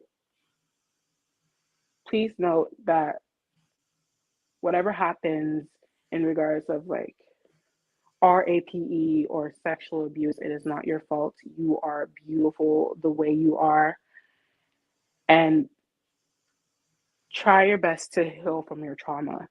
Once you heal from it, you'll be able to move forward. And I'm telling you, once you move forward, it's an amazing feeling. It's truly an amazing feeling. And I mean, I think that's all I have to say. I mean, I wish I could tell you more, but I feel like I'd be here a long, long, long time because, I mean, from school, I was told I was the ugliest. From outside the school, I was told I was the prettiest. But even at that, on the outside, I was told I was the most beautiful. There are so many people who would try to bring me down in so many different ways and try to degrade me in so many different ways. It's crazy. It's like And then I have to ask like you this last mhm. question. As a dark skinned woman, black woman, slim thick, what advice would you give to younger girls today that, you know, they get the attention from, you know, the black guys, but it's not what they think that it may be? What advice would you tell them? follow your gut. Follow your gut. If you find that the attention that you're getting is not all that great, that there's something up going on, follow your gut. And I'm super grateful that I was able to follow my gut with the guy that tried to sleep with me in the school, because he was like trying to act all nice all of a sudden, but then all he wanted was just the sex. And then he was trying to bait me to send him nudes. And you know how these boys are when it comes to these nudes, they could just distribute it to their other boys and then it goes all over school. So when it comes to this type of situations, please, please, please follow your gut. And if you notice something bad happening, pull out. Don't continue on with them because you could regret it. That's my advice when it comes to that, because that's basically what I did. And fortunately, I was able to get out of that situation. And what's funny is that even after that, even after all these years, they're still trying to sleep with me. So, that's All all they right. wanted. Yeah. Well, thank you, Tiara. I do appreciate you for coming up here and speaking with us and sharing your stories. Well, thank you so much, Yanni. I really appreciate it. I wish I could talk more because, like, I have so much things to say, Mhm. but I really appreciate your platform. Seriously, you're amazing. Keep doing what you're doing. I mean, like I mentioned, I'm from Canada, so I'm getting the message here. I'm pretty sure there are many different women all over the world, Black women all over the world that are getting the message as well. So thank you Thank so much for you. having me, You're and have a good welcome. night. You too. Bye-bye. Okay, Marie, you're up next, sweetie. Hi, Yanni. Hi, how are you? I'm good. Can you hear me okay? Yes. Um, First, sorry, I'm a little insecure about showing my face, but No, you're fine. um, I just want to say first, I've watched you grow over the years, and yeah, I watched you. I remember your spicy noodle challenge that you did Wow, years girl, you ago. did. Oh, wow. Yeah, I was watching you, and I really connected with you back then, and agree disagree no matter what. I really enjoy I've just enjoyed watching you grow over the years. You know, you always have been gorgeous, but I really see your confidence, and I just wanted to say that first. Thank you. Thank you. Thank you so much. Um, I also would like to share my essay story if I could. Okay. Um, so I guess, well, I should do a breakdown first. Well, being a thicker girl, I had no idea that I was thick or what that even was until one of my friends in fifth grade had said something. You know, I guess the guys around, there were teenage boys around us and everything else. And, she was kind of the it girl in the classroom, particularly. And, I was just like, yeah, the boys really like you. And she was like, I don't really know why. They talk about my body, but you have a bigger butt than me. And I was like, that's a good thing. Right.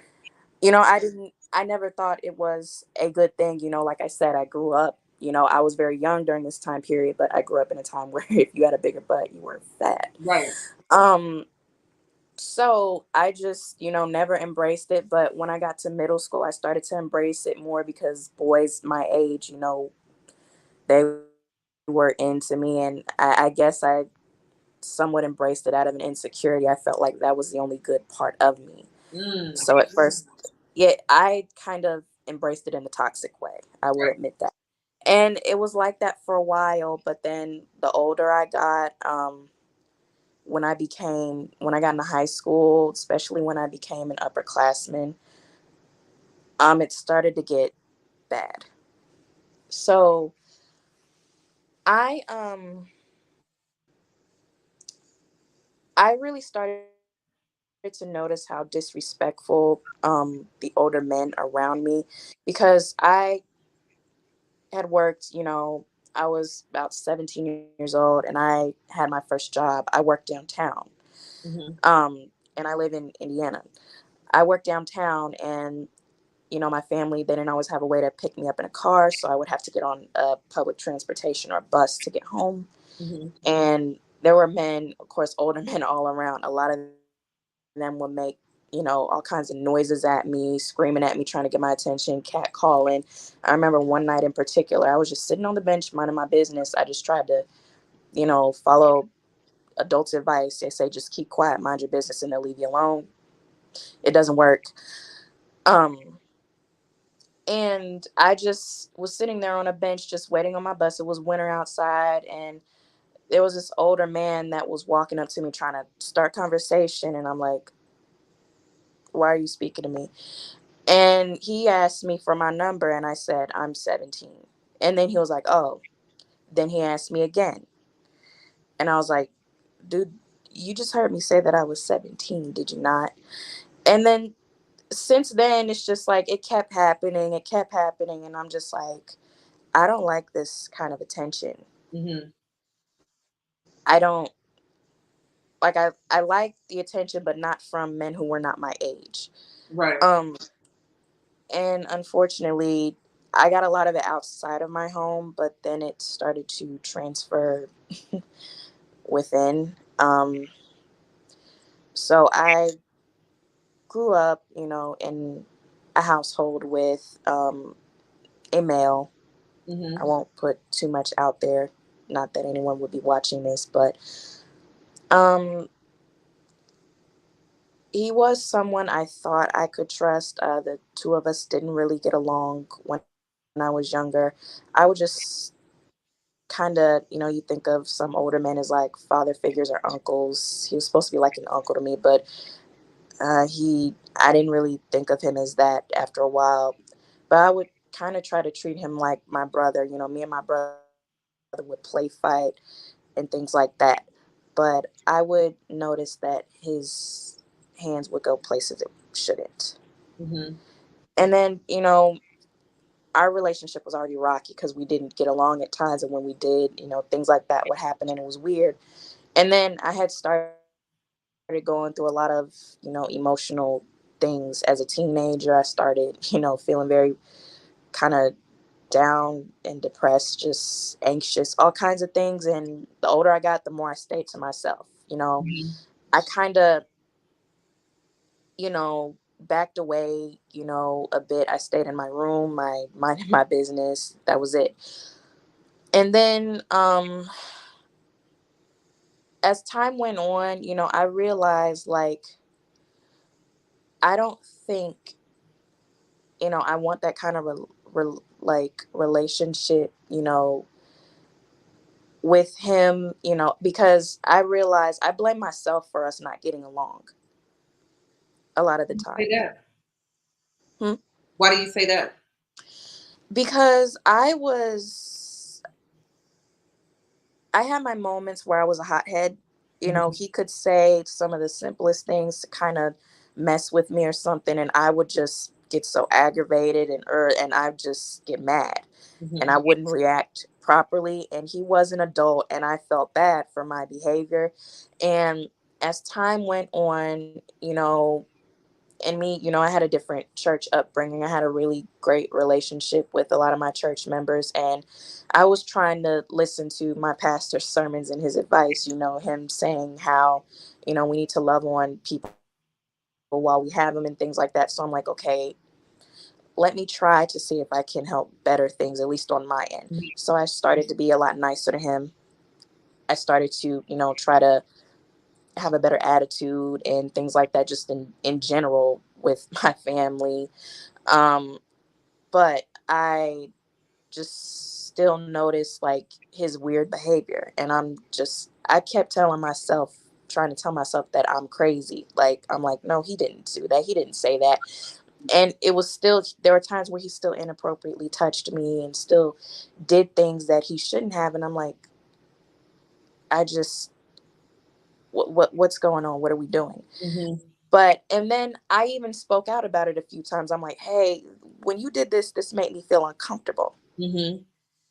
And at first he'd be apologetic, but then I remember when I brought it up, maybe the second or third time, I remember him um, just going on to another family member about how he's afraid to go to jail and all this other things, and how he said he was going to stay away from me and leave me alone and blah, blah, blah, blase.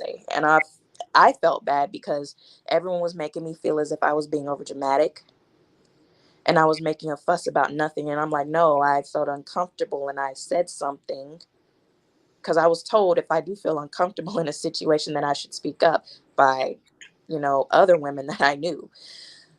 But then, as when I went to college, I had a rough time getting into college, but when I finally got in, I just stayed home and traveled, and he would drive me back and forth to school. Mm-hmm. Um, and there was one day where, it was raining outside. Not that it mattered, but remind you, I was wearing a sweatshirt, sweatpants, high knee boots, all that stuff. Mm-hmm. Nothing showing anything.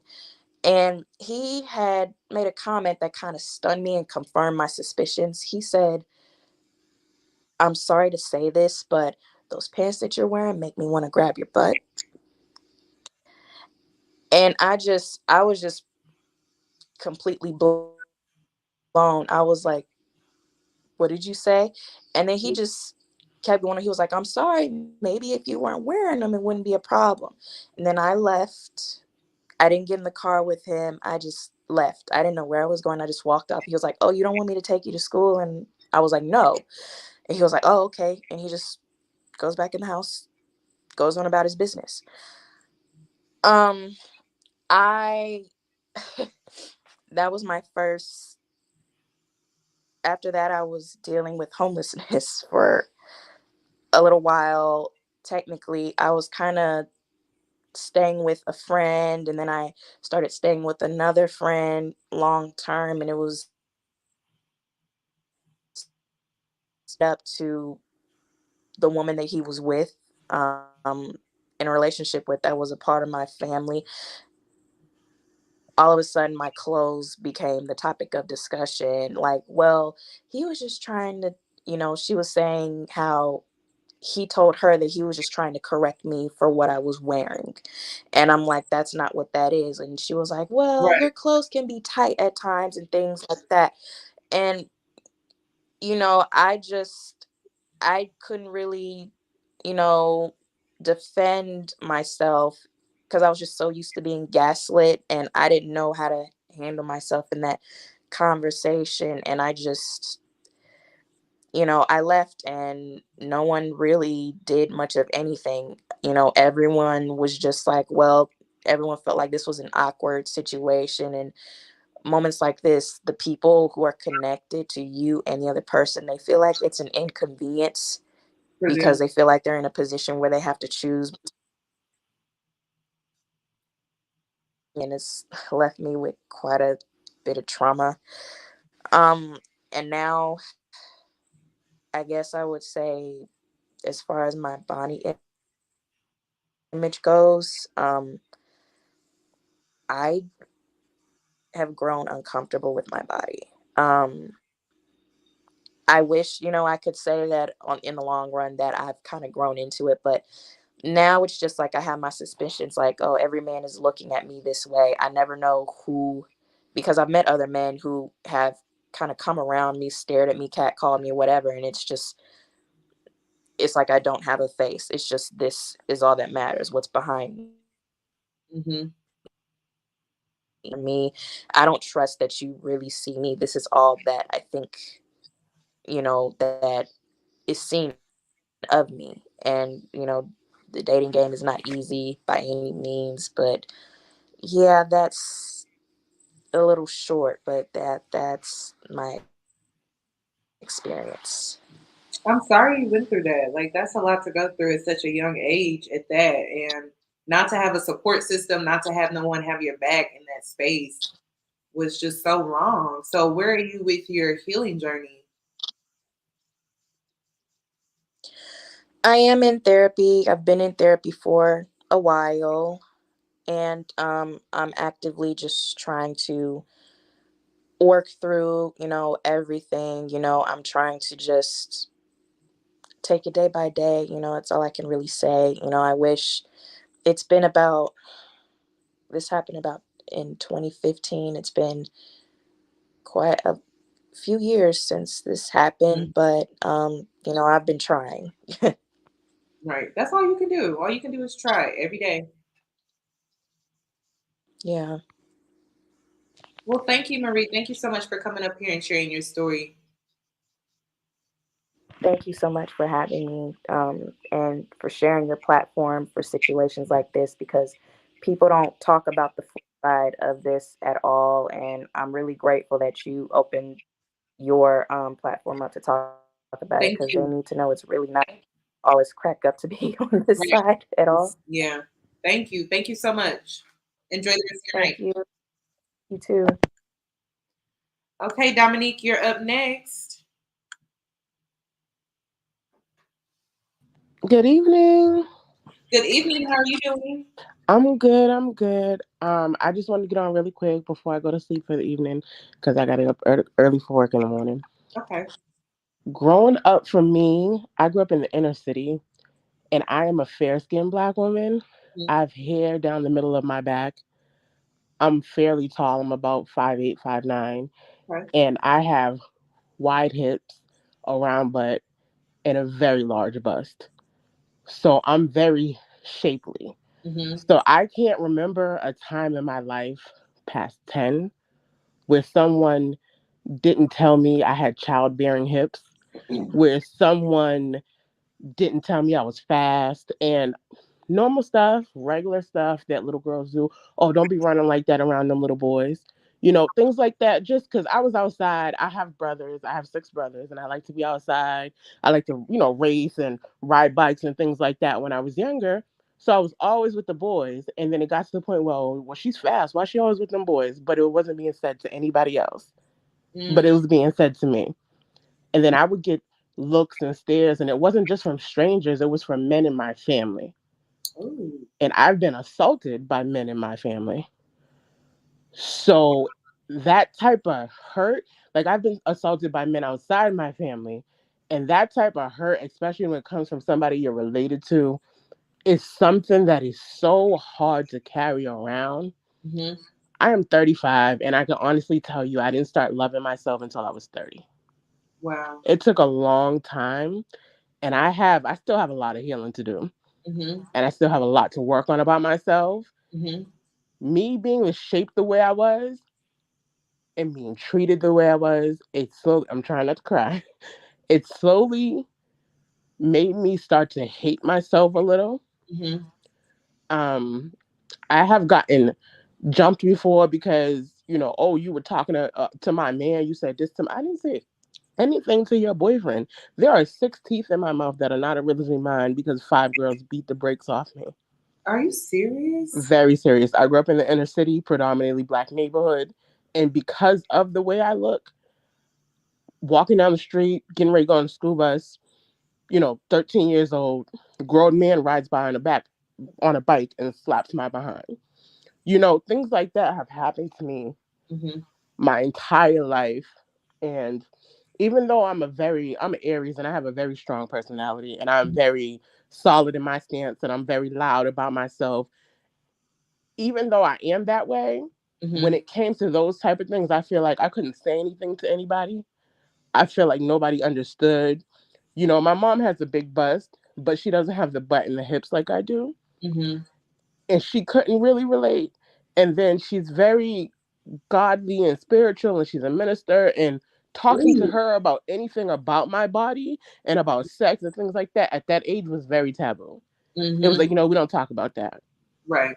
And she'll always tell, oh, bring it to God, bring it to Jesus. That doesn't help.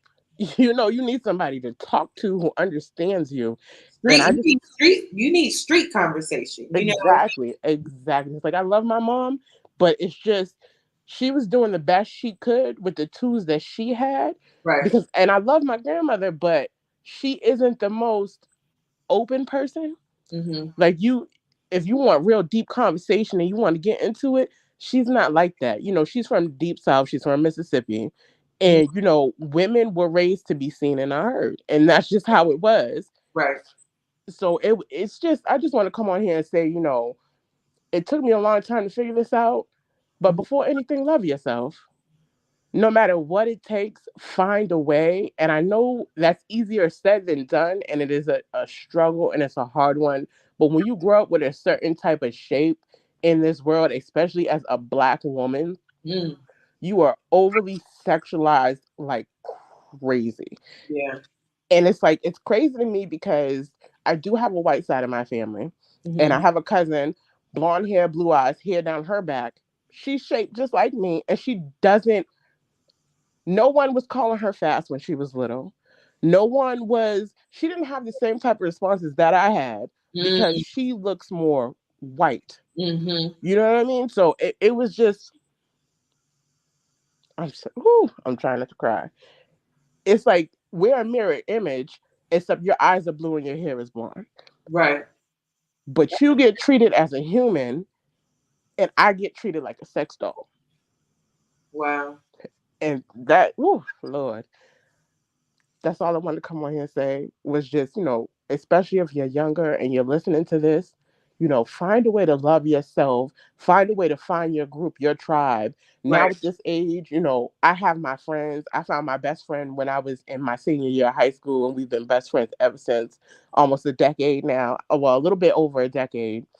And she doesn't have a big bust, but she has a huge butt, and it's way bigger than mine, and she has really thick hips, and Mm. she has, like, really thick hips, but she has small calves and thin ankles and small feet. So she got that type of attention too. So Mm-hmm. it took me finding my community and Right. my group of women that I can relate to. We go on trips together. We invest in things together. We have family. Her kids are my kids. Things like that. And it's just like finding that group and finding my best friend, even though it's just one person, and having somebody to talk to about the things I'm going through, changed my life in a way that I can't even imagine. You need an outlet. You cannot keep everything in. You have to let it out, because if you do, it will eat you up. I was hating myself so much to the point where I would just eat, eat, eat, eat, eat. Mm-hmm. I weighed 350 pounds. Oh my God, girl, you don't 350 pounds. celebrate. I and I was like, I'm big now. They don't look at me like they used to. Right. They Right. don't bother me like they used to. Nobody's touching me in the street like they used to. And that was my comfort. Mm-hmm. And it took me a long time to realize, you're gonna kill yourself if you don't stop this. Right. So as of now, it took me a long time to find myself and to be on this journey. But by the hard work that I invested in myself and my meditation and my taking my spirituality seriously and speaking with God and investing in my friendships and things that bring joy into my life. Mm-hmm. Now I'm at 280, and I'm still on my journey. I'm still Right. losing weight, and I'm not stopping. I'm taking care of myself. I wake up 6 o'clock in the morning every day. I walk my dog 3 miles. I come back home. You know what I mean? I work out twice a day. I eat right. I eat clean. There's no more takeout, no more fast food, none of that for me. I'm really decided to invest in myself, and I made a total change in my home. And even with my son is 13, and he's always been kind of chubby. But ever since I made this change in my life and in my household, he's just like, everybody's like, oh my God, he's so slim, he's so small. What happened to all his baby fat? And it was just like, well, we're not getting Domino's, and we're Yeah. not eating, McDonald's, and we're not going to Burger King anymore. I cook every day. Everything is made with love, and I've learned to love myself, and I speak it into my son, and I make sure he loves himself. And I feel like a lot of things that happen like this to young girls are because the people who are doing it to you don't love themselves either. It's Mm-hmm. like you feel this way, and they're making you feel this way, but hurt people hurt people. Right. And that's just the way it is. And that's why I've always tried to drill it into my son, take this time out, meditate. If there's something wrong, talk to me. If you can't Right. talk to me about it, talk to another man in the family about it. Get it off your chest. Don't hold it in. I never want him to be out here in this world and to think so little of himself that he would disrespect a woman. Right. Right. Right. So I've just been working hard on myself, and I do want to thank you because you do have an amazing platform here. And I feel like you are putting out such positive energy into this world. So Thank you. God bless you for that, seriously. And Thank you guys have a good night. I'm going to take myself to bed. I'm older. You know, my knees hurt, girl. I'm going you. to bed.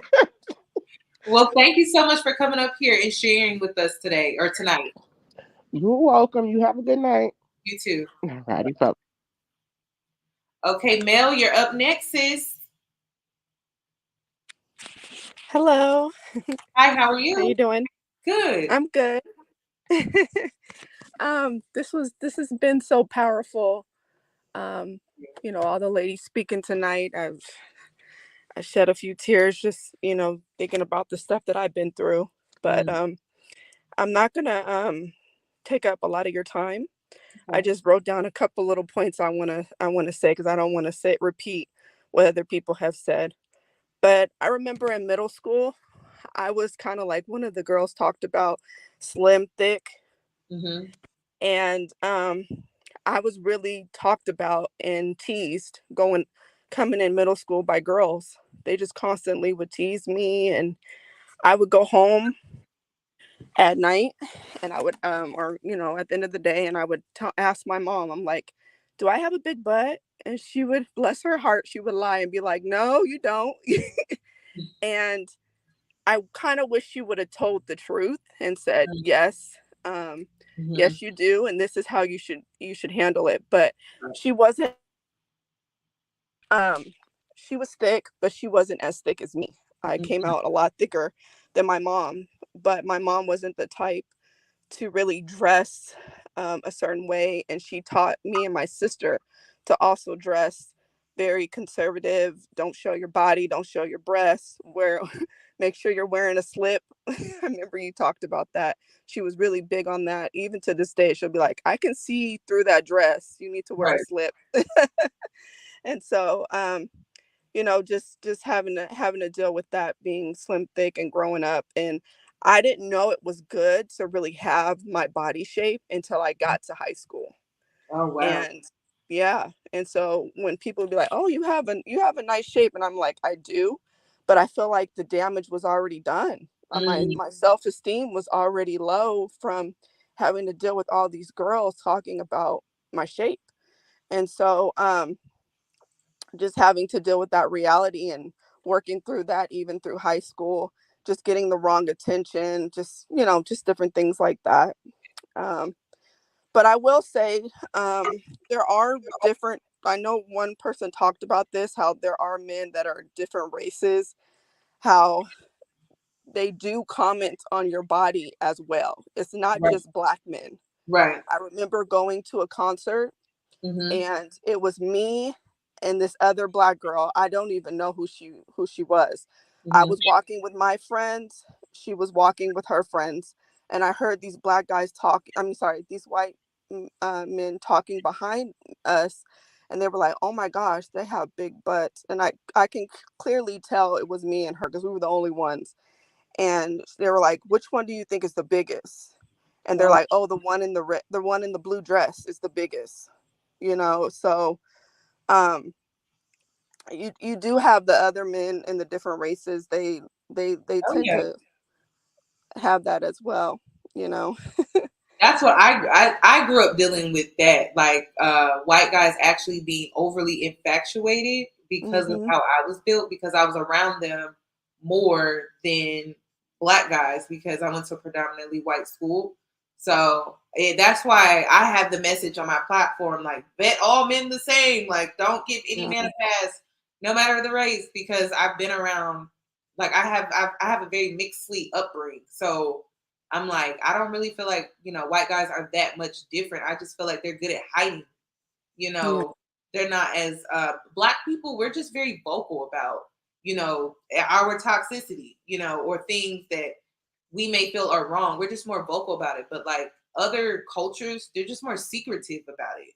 But it's Yeah. still there. So it's just something to think about. Yeah, I Simple. agree. I agree with that. This is another I know it's kind of all over the place, but there's another point I wanted to make, and that was Mhm. about, jealous family members and friends. I know somebody brought this up, but again, I was approached by a Hispanic guy, and he was like wanting to talk to me, and I was with a very close family member, and she told the guy, why are you talking to her? Is it because she has a big butt? And the guy told her, no, I like the way she looks. She's very beautiful. I like her hair. I like, you start naming different things that he liked about me. And it made me look at my family member differently. Like, why would you say that? Right, right. Why would you even say that? And it's like, um, the jealousy that goes on that you're not even aware of, that even your close family members have, with you. You just don't know.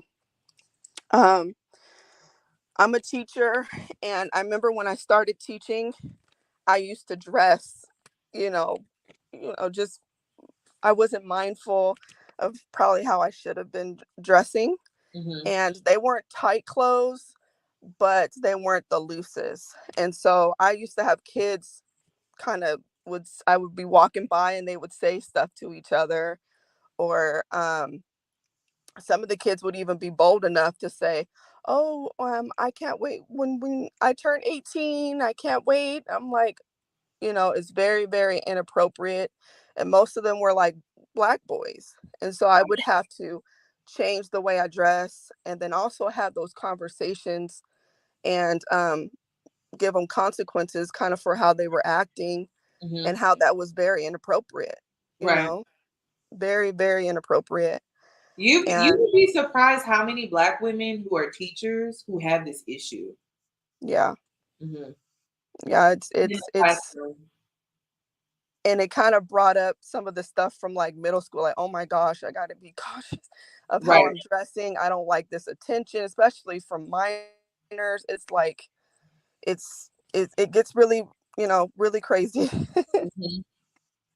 And last thing that I kind of want to say for, you know everybody that's out there, learn what outfits that fits your body type. Mm, That is so important, huge. because yes, it's very, very important, because I'm really into fashion and doing different things like that. And I used to pick out outfits, and I would be like, why don't I like this? How come it doesn't look good on me? And what's going on, with Hmm. this? And I started to kind of say, okay, I feel beautiful in this. What's making this dress make me feel beautiful? What's making me not feel so insecure about the way I'm looking versus a different dress? And I started to realize, okay, that dress, I'm going to make sure I get that style more, Right, because I right, know I feel good. That makes me feel good in what I'm wearing. And, same thing with shirts and your shorts and different things like that. Really understanding your body shapes. There are so many out there. But you got to figure out the outfit that makes you feel beautiful, and just try to repeat that the best way you can. But yeah. yeah. I love that. I think wrap dresses are like my thing. I love wrap dresses. I Oh love yeah. so I always recommend them. I feel like they look good on all body shapes for all women. I just feel like it's like that. Every girl should have a wrap dress, at least one. I feel like it looks good on just about anyone. So, did Yes. anything else that you wanted to add?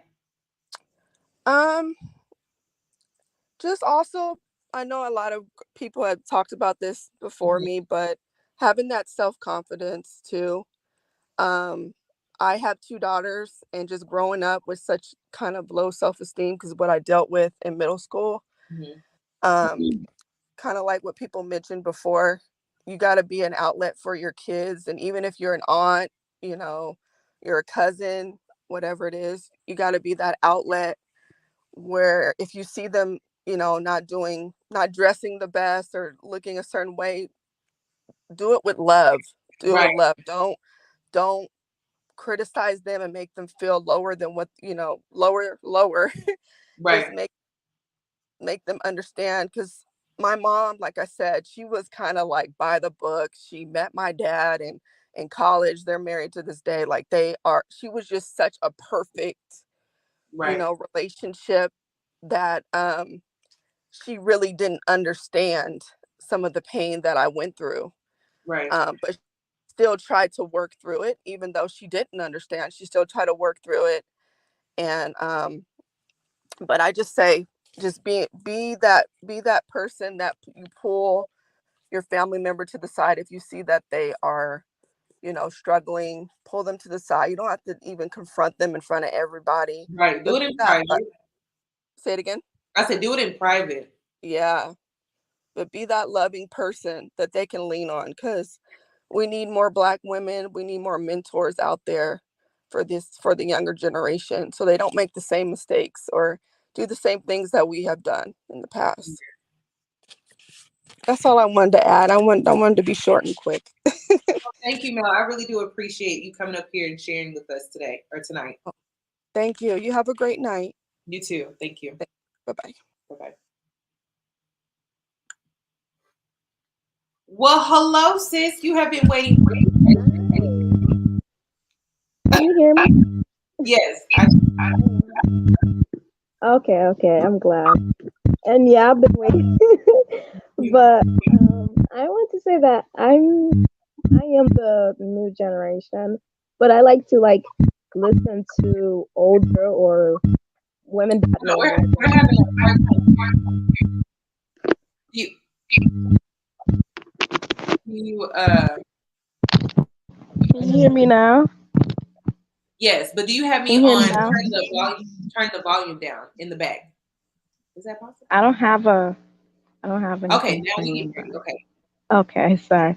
But I was going to say I am literally part of this generation, the new generation. But I like to listen to, older Black women, etc., to help Mm-hmm. guide. And I would say, as I'm listening to these women, beautiful women, mind you, I would say that I experience kind of the same but different. Mm-hmm. At first, I started developing in the breasts, you know. Fifth grade, I had like a B cup, and the other girls were like flat, or they were wearing train bras. And I remember like they literally called me saggy, TIT. Yeah. And Really? then they're like, "Oh, that's why you wear your mom's bra." And then I'm like, "What?" Because, they saw my mom once, and my mom is a big woman and etc. And so that's why. And all the boys in fifth grade were like bullying me and laughing at me, and they were throwing balls at me, at my boobs to see if it bounced. And then it was just like, it was torture. And then some of them, when they were bullying me and talking about, "Oh, your nose big," or be like, "Oh, you too dark," etc., those same guys would be like, "Oh, I think you cute and all, and I just want to see what's up," etc. But I knew they just wanted to have sex with me, so no. And so I ignored them, etc. And all the girls in fifth grade were mean to me.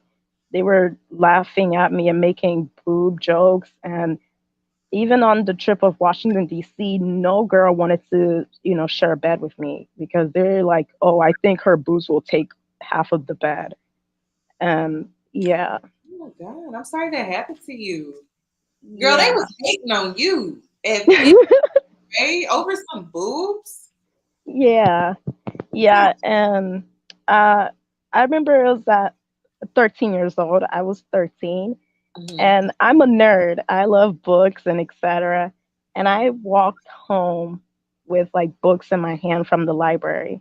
And I Mm-hmm. remember this Black guy. He looked really old. Like he looked probably like 60 something, and he was driving. And I had like a dress, like a black dress. Mm-hmm. Unfortunately, my curves started showing, etc. And I'm like slim thick, Mm-hmm. but I had wore like a black dress and sandals walking, and then this Black guy in a car was literally like, "Hey, you fine? What's your name?" And I'm like, "KD," and then he like, "Can I get your number?" And then I'm like, "I'm 14," Right. and then he's like, "Still, can I get your number?" Yeah, and then I'm like, "I'm 14." He's like, "What that mean? No one has to know." And then I had a phone at that time, and I called my mom, and he zoomed out, like he zoomed away. Wow. Yeah, and ever since, like I told my mom, she never let me go to the library alone Mm. until I turned 17. And unfortunately, I still go through this body stuff and etc. because I work out, and like when I wear leggings, it like hugs my thighs, and it's like my butt, it looks like this, like it's like popping to the side, but in front you would think I'm skinny, I got no curves, but if you go to the side or the back, you would see like my butt is like like in your Right. face. I don't feel like I have hips either. I don't Huh? feel like I have hips. I don't feel like I have hips either. Like there are some Yeah. women where we're built where we just have more butt than we have actual hips. Yeah. So What are those things called? Hip dips? That's what I have. yeah. Oh, Yeah. okay. You have hip dips. Okay. Yeah, and like big, strong, like muscles and Hmm. etc. But I remember this white guy also. He literally was, I didn't think of nothing like that because I'm a positive person. I want to be nice to people, etc. Until you're creepy, Hmm. and so etc. And he was being nice to me, and I thought nothing of it. And then he started telling me about his problem with his relationship, and I'm like, that's nice. I didn't really care because I had a boyfriend at that time. And I'm single now, but literally this guy a few days ago, he was telling me about how he wanted to do something, like Hmm. do something. I knew what it is, and I'm like, "Don't you got a girlfriend?" And then he's like, "Oh, we complicated, and I like the way you look. I like your body and your shape." And then I'm like, "I'm not going to be a side chick, and I'm not. No, like you literally not looking at me. You're looking at my body, and that says a lot." And Right. so he's like, clearly we want two different things. I'm like, obviously. And I blocked him and I never talked to him anymore. But yeah, ever since I've been so skeptical about my body, I've been wearing like big sweaters and even some of my brother's baggy pants every time I go out. So my body, like my butt is not prominent and I get Hmm. less attention. But eventually, my mom used to bully me about my boobs too. She used to be like, "What are those? What are those? Those are boobs? Oh my Wow. god!" But now she telling me to accept it and just find clothes that match my body and my shape and just accept me for who I am. And I've been doing that, and I'm proud of it. And I continue working out. And yeah, there's cackles, but I ignore it. Tune up the music in my headphones. It's been Hmm. peaceful to me. But yeah, to sum it up, I really like what you're doing to like people my generation and other women that's older that will help guide me and other girls my generation. And I appreciate what you're doing and I love your content and you, Yanni. Thank you. Thank Thank you you. so Good much. night. Good night. Okay, you guys, I only have time for one more. And I do apologize if you did not get to come up here and speak. But Afro Butterfly, you are up next. Happy Thursday. Thursday. Wait, Friday. Thursday, Friday, Right? There depending we on where go. you are in the world. How are you? I'm well. Thank you for making some time on your platform for this conversation. My goodness. It's so interesting hearing everyone else's stories because I'm like, in every single one, I can pick out something that I resonate with. Like, Mm-hmm. yeah, no, I know exactly what she's talking about. Mm-hmm. Um, and you look amazing tonight, by the way. Thank you. Thank you so much. The two main points I wanted to touch on, one was body dysmorphia. Ooh. Um, I've been multiple sizes throughout my life. I'm 5'1", and I'm Okay. like curvy, and Mm-hmm. it's so interesting because it's like when I'm smaller, I Mm-hmm. have that sort of figure that's like, oh, it Mm-hmm. gets a lot of attention and things. And I was a painfully shy child. I'm empathic, so it's like, yeah, it's too much, Oh, too I much. know. Yeah, it's overwhelming because especially Yeah. when You can feel energies. Yeah, and I feel it's more comfortable for me to have male friends just because I like to I understand the logic as far as, oh, okay, I'm hungry. Here's food. I'm gonna eat it. Like they're very straightforward. We're like, I Yeah, don't they're very know. direct. Yeah. Yeah, and then we're more complicated. But me growing up and enjoying more tomboyish things, more logical things, chess and sports, and I have a brother and everything he did, I did. So a couple of young ladies were touching on earlier as like as you went through puberty and transition to that, the things that you were used to doing, like I'm just hanging out with my guy friends, and now they're in their hormonal whatever kind of state, and it's a yeah, it's a mind Yeah. sort of, you know. There's like a light switch that kind of like flips on. Like, wait a minute, she's kind of attractive. Wait a minute, she's curvy. You know, like yeah, it's like a. I just want to keep doing the things that we were doing. I just want to read comics and I just want to play chess and I just and it's and then with women it's the horrible competition thing. Like I'm always blindsided by that jealousy. I did not know about this competition. Like I people think I am being naive, but I swear to you, I did not know that this competition thing was a thing. Because I don't know, I grew up a tomboy and then I was considered like the ugly duckling. So I like missed out on all of this. And so now I'm experiencing it and I'm just like, women do this? Like this is a thing? And I'll never forget, I don't know how old I was, but my male friend was like, he was like, oh, women, they buy handbags and shoes to compete with other women. They even do their makeup to compete with other women. And I was like, I don't know. I was still super inexperienced, whatever age this was. And now I'm like, oh my God, he was right. Like he was right. He was right. They do that. And I'm like caught out here in the middle because I'm a late bloomer. I'm like, I didn't know like this world even existed. It's crazy. That you touch on that a lot, and I always resonate with that because I was a late bloomer as well. And then I did a lot of college early on, and I was like I had a lot of responsibilities at home. So by the time I was mentally ready or preparing myself to be ready to date, I was so far behind. Yeah, I was so gullible to a lot of things like competition. But with the body dysmorphia and just all of the unwanted attention very early on and being very bookish, it was like other people would compliment you. Some people, again, out of the envy, they'd be like, oh, I wish I had your body or this, that, and the third. Right. You're like, what the F is wrong with me? Because I'm having an unpleasant experience, but you're saying I should be happy about the experience I'm having.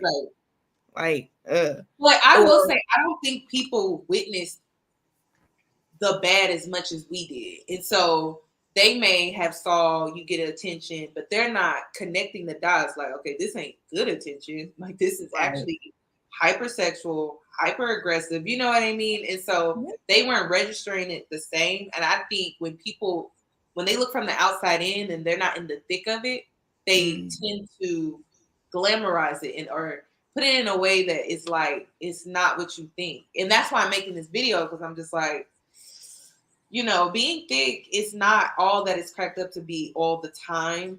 And I just want girls to understand that. But also, I don't want to send this message out like, hey, if you're thick, you should not like yourself. You know, like that's ridiculous. But it's just like finding a healthy medium, like with self-acceptance, but also warning other girls, like, don't kill yourself for this because it's not all that it's cracked up to be on this other side. Like, start watering your own grass.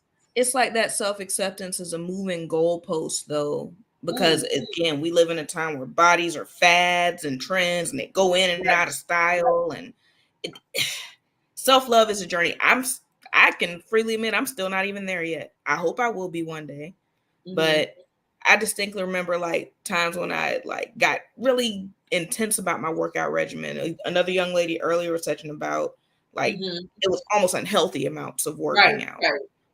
It was like at one point in time, I remember I was training for a marathon because I'm like, oh, if I do that, then all the weight will go off. Like I see the workouts you do. So it's like that.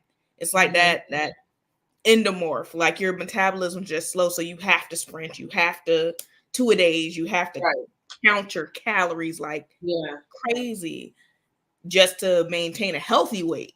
Right. You know, we ain't even got to the weight loss. We ain't got to the weight loss yet. No, we not even scratching the surface. And it's like, I look back at old pictures sometimes and I'm like, dang, I was in shape, but why didn't I feel comfortable in my form in that time? It was like I still felt like I was heavier, even when I worked out. That's body dysmorphia. And it never catches up. And then the last point was like wearing weight as an armor. I talked to like a lot of women about this, especially when I was nursing really heavily at the bedside and just patients confiding in me. Like, I think that's it. If we really want to talk about the obesity crisis, especially in the Black community, I would have that a lot of that is from that too. Yes, it's unhealthy food choices and things, but there's a lot of early puberty, tons of hormones in the food, a lot of undiagnosed PCOS. For sure. Fibroid issues, thyroid issues. Oh, my battery just died. And a bunch of issues that we can't even scratch the surface for real, because a lot of the information that is out here for Black women is very slim to none, or outdated, or not applicable to our specific situations. A lot of the studies that they do, they mainly use their resources on, the standard white women. And so we get left out of that, those studies and things like that. But I'm pretty sure that if they did start doing studies on Black women and our health and things like that, they would find that a lot of the food that we consume on a daily basis is what's really like hurting us. And some environmental things could be hurting us as well, because this is not our land. I tell Black women that all the time. This is not where we're from. So speaking straight to me, it could be environmental. It could be the food. It is the food. I tell Black women, like, the sugar that they put in everything, I know that's not good for us, because I've traveled internationally somewhat, and I usually stay for a month or more at times. And my health always improves no matter what continent I'm in. And it's like, if you look on the back of ingredients, other countries, it's prohibited for them to put preservatives and things in the food. Like, you can get I don't even drink soda, but you can get a soda from Canada and a soda from Mexico and look at the ingredients list and compare it to the US one. And the US one's chock full of food coloring and dyes and stuff. It's like, they only needed sugar cane and cola nuts. So why are y'all putting all the extra stuff in here? Right. Oh, they put a lot of fillers and preservatives in just about any and everything. And I know, like, that's not good for us. And we don't come from that. So the first year I was a registered nurse, I was really disturbed, because when I draw patients' labs and things, there's one particular panel called a chemistry panel. It has like your sodium, potassium, your electrolytes, and your kidney function. And there's one particular metric that sent me down a rabbit hole. I'm not going to go all the way down it, but if you look on any of your labs where you have a chemistry panel done, you'll see your sodium, your potassium, your BUN, and your creatinine. That's your kidney function. And then there's a metric called GFR, and that's your glomerular filtration rate. That's how well your kidneys are filtering toxins out of your blood and things like that. And I noticed on the chemistry panel, there's GFR and GFR-AA. So I started asking questions to the nephrologist, like, why are we measuring GFR for everyone, and then specifically GFR for just African Americans? Right. Like, why are you separating that out as a metric? And it's because our kidneys truly function and filter at a different rate than most people's. And additionally, that's why you can have two men. So you have a 54-year-old white man and a 54-year-old Black man. I guarantee you, if they both have high blood pressure, they'll be on a completely different set of medications. Wow. Just because our bodies don't process some things very well. And down this rabbit hole I went down, those things that our bodies don't process well are in the basis of birth control. That's why we gain weight heavily on that. It's not just the hormones, it's also the compound preservatives that they mix into it when they're making it. So it's like doubly. is in the preservatives of the food we eat. Some of those additives that we specifically can't absorb. You know, so when you start reading these data and statistics from the FDA and you start talking to pharmacists, and I would grill nephrologists, kidney doctors, I'm like, why are we measuring this differently? How long have we been measuring this? Over 150 years, we've known that there's certain things we can't filter. And even in the last 10 years, if you look around, you'll see dialysis centers popping up everywhere. That wasn't the thing when I was growing up. Everywhere. Because the food is different. The processes are different. And it's, I hate to say it, but it's far more lucrative to keep people in a treatment phase than to give them things to fix the problem. Right. An actual cure. So I don't want to wax poetic about that, but I say that to say that as a Black woman in America, we are somewhat in a system that's rigged to make it as hard as possible for us to sustain our community. Like if they're globally putting things in our birth control and our food to make us heavier, specifically us, you see where we are now with the body politics conversation between Big Shirley. And when I see young girls, especially now, I see them as young as 8 looking like my body, like boobs, like I got triple D's and I got butt, you know. No, it seems like it's younger. 8? Yeah. 8? Yeah. So I see why a lot of these young girls do decide to wear fat as a body armor, because it keeps some of the advances off, knowing the standard of beauty where we are. It keeps people off. It keeps away. It doesn't stop all of them, because men are still men.